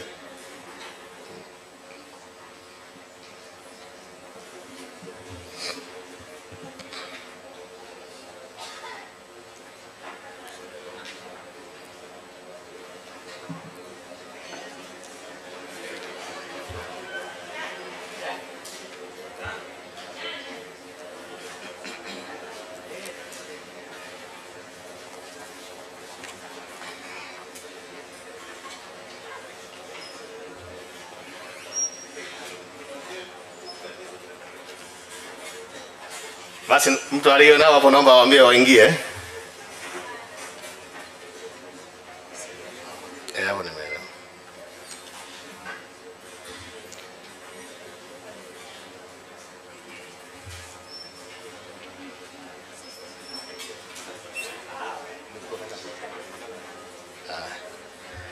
Sasa kwa mujibu wa kanuni zetu, matokeo haya ni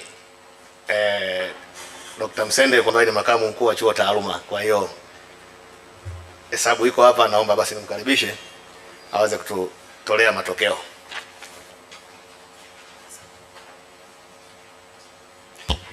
Mheshimiwa mgeni rasmi, naomba sasa ni tangaze rasmi matokeo ya uchaguzi wa viongozi wa Convocation, na hii ni kwa mujibu wa katiba yetu ya Convocation section 21 pengine namba 7. Sasa naomba nimtangaze rasmi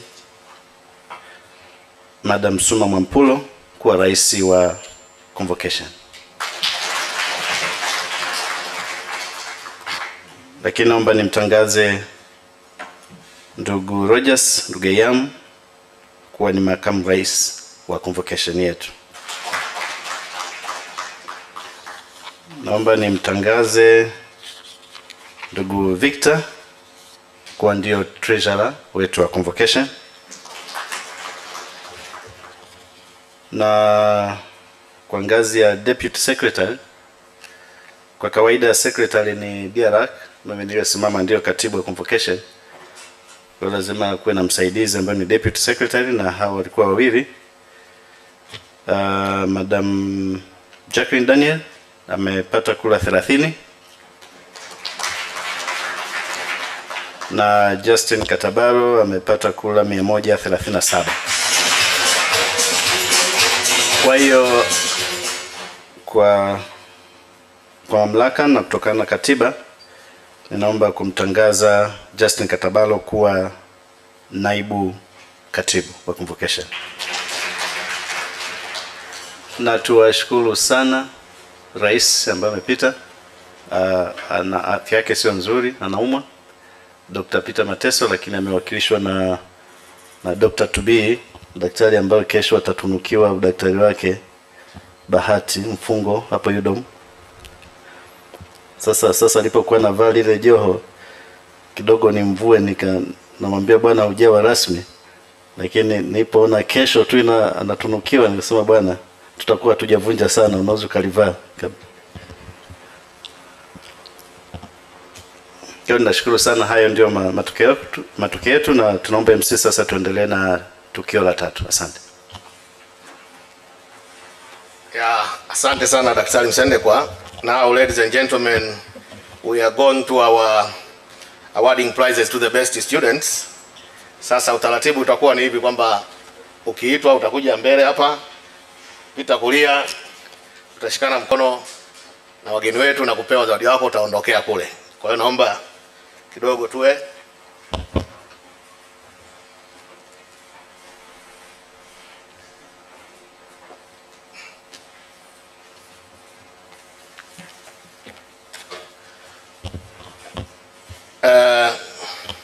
our prizes are divided into 2 categories.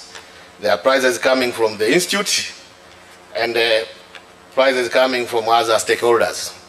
So we shall start with the prizes coming from the institute, and we are going to start it with Department of Local Government Administration and Management. From the Local Government Administration and Management, now best finalist student BTCLA, that is Basic Technician Certificate in Local Government Administration, NTA level 4. Name of student is Obedi Elinaba Temaunji. Please march forward. Is going to be awarded 100,000, 1 lakh. Clap for the hands, please. The next one,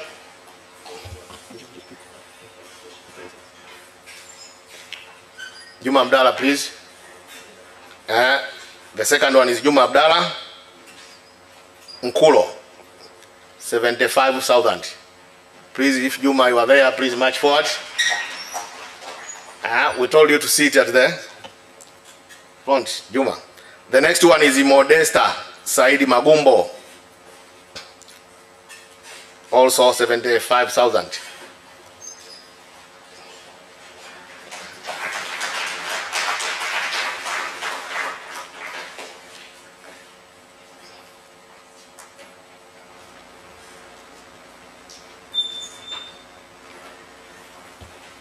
Okay, now we go to best finalist student TCLA, Technician Certificate in Local Government Administration NT5. Here we have number 1, Husna Haruna Ibrahimu, 100,000, 1 lakh. Husna, please. Local Government, NTA level 4. Not present? Okay, we are sorry for that. The second one, Bakari Honori Masawe, 75,000. TCLA. Bakari, is he present? Here we have only 2 candidates because we normally reward according to the GPA. So if no one has attended that GPA, then it is cancelled. Best finalist student, DLOA, NT level 6, that is diploma. Ilianisi Ederadi Yoramu, 100,000 from the institute.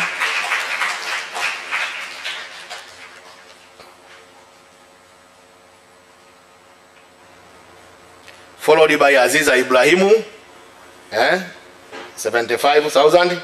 Followed by Adinani Mustafa Zuberi. Please march forward.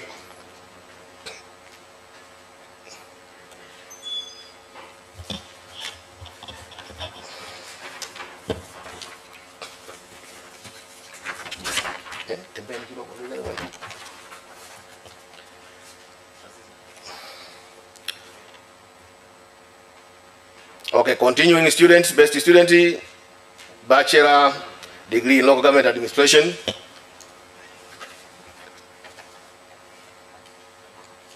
Elisha Johnny Samson, 100,000. Where is Elisha? Followed by Musa J. Mkumbo, 75,000. And Johnny Shitindi, 50,000. Mje kama nilivyowaita, sio kachukua zawadi ya mwenzio.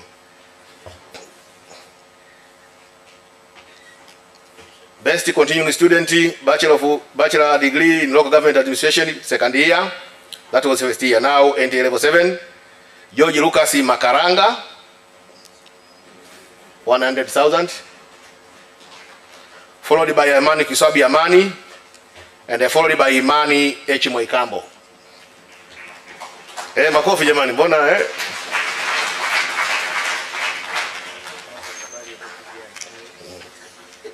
Now we go to Department of Community Development.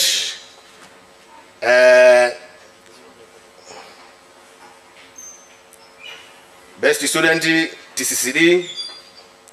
Unfortunately for community development, there was no, I think we didn't attend this one, so we go to TCCD. Georgie Kaijage Joseph, 100,000. Followed by Lodalu Melau Oreibol, 100. Followed by Frankie Gerard Mlai. TCCD, Now we go to diploma. Irumbo Elman Mbalaga, 100,000. Fauzina Joseph Magubi. Mbona makofi ya mpigi nyinyi ni wananchi?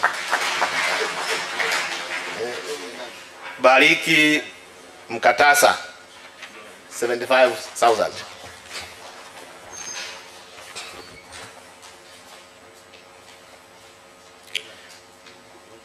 Now, best continuing student, Bachelor of Community Development, first year. We have Husna Abdallah Dirunga, 100,000. Followed by Mayenga Malembela Masanja. Naomba makofi yawe mengi. Isa Halidi Isa. Ni vizuri ku appreciate wale waliofanya. Na mgeni rasmi katuambia hivyo. Department of Local Government Accounting and Finance. Best finalist student BTCLF, NT level 4. Ivan Niko Balunda, please march forward. Ajuai Samson Elikana, march forward. Yusuf Isaya Emmanuel, march forward. Jipange kama nilivyowaita. Ivan Niko, okay, come forward. Ajuai Simon Elikana, Yusuf Isaya Emmanuel. NT level 5 now. Shabani Ali Ramazani, that is the first one, 100,000. Mjama Zedi Sabrina, and the Loda Daudi Mayala, please march forward.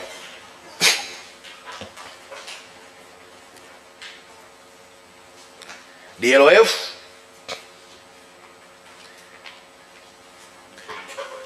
Mmechoka jamani, makofi hivi geregere. Maana tunajuaga kwenye zawadi. Sasa mwatie moyo. DLOF Matiko Charalia, 100,000. Patrick Mwakembe 75,000. Our H. Amish 50,000. Procurement and the supply management. We start with the best finalist student in level 4. Happiness is Stephanie Shemweta. Come forward. Fula Mwakionya. Come forward.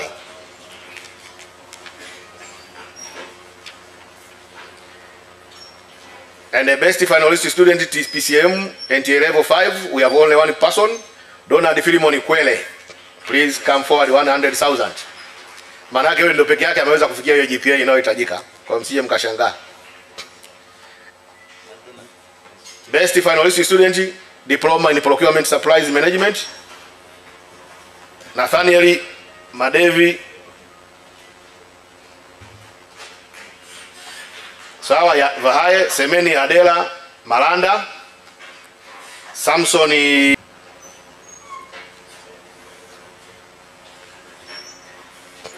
Manga James.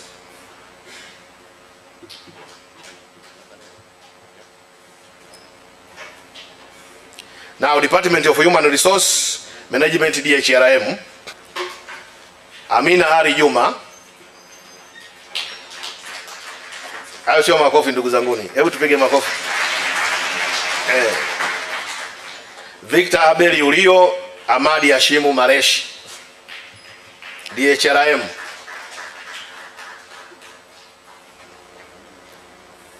Okay, now we go to NTA level 5.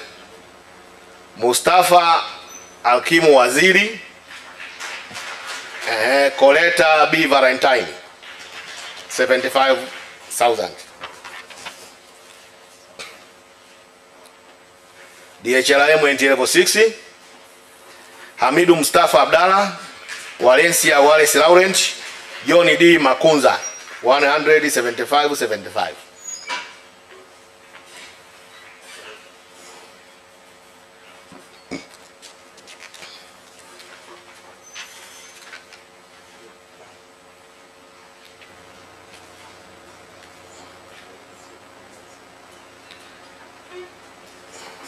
TCRM, TCRM, because in NJ4 we didn't have anybody who attended the goal. Maulidi Majuto, Dennis Paulo Martine, Ernest Edward Masesa. These are for TCRM.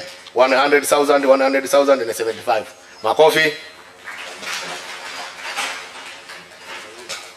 Best finalist student DREAM, Diploma in Records, Archives, Information Management, NT level 6. Idrisa Lajabu Habibu. Frankie Jafet Mbaya, Sylvester William Igokelo. Wapigeni makofi hao kwa pamoja wote.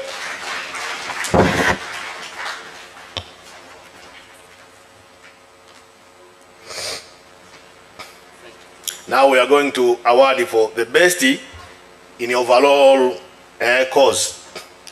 So best finalist NTA level 4 student is Obedi Elinaba Temaunji, 100,000. So this is the best student for the overall basic technician certificate. Now overall best finalist NTA level 5 is Maulidi Majuto, 100,000. Please Maulidi come forward. And the overall best finalist NTA level 6 student Idrisa Lajabu Habibu, 100,000. Okay, best finalist female for NTA level 4 now for female. Amina Ali Juma, 100,000. Makofi.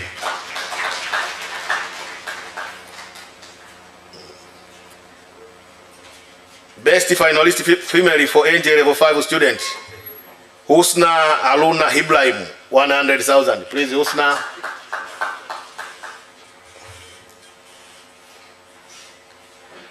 Now, best finalist female, Husna is not there. Female students for NTA level C, Deladi Yoramu, 100,000. Please come forward.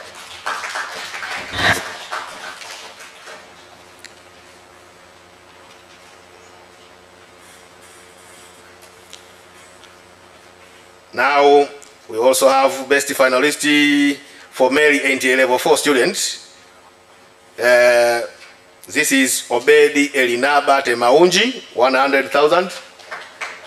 Makofi jamaa. Anarudia mara ngapi? Best finalist for men NTA level 5, Maulidi Majuto, pigeni sana makofi naye karudi huyu mara nyingi.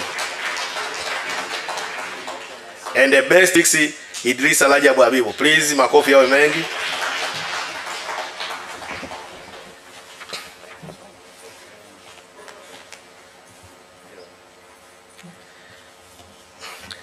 Now we go to another category of prize giving coming from other stakeholders. We start with the Rector's Award. This is coming from the mkuu wa chuo. Best overall finalist, non-degree student, Idrisa Rajabu Habibu, 100,000.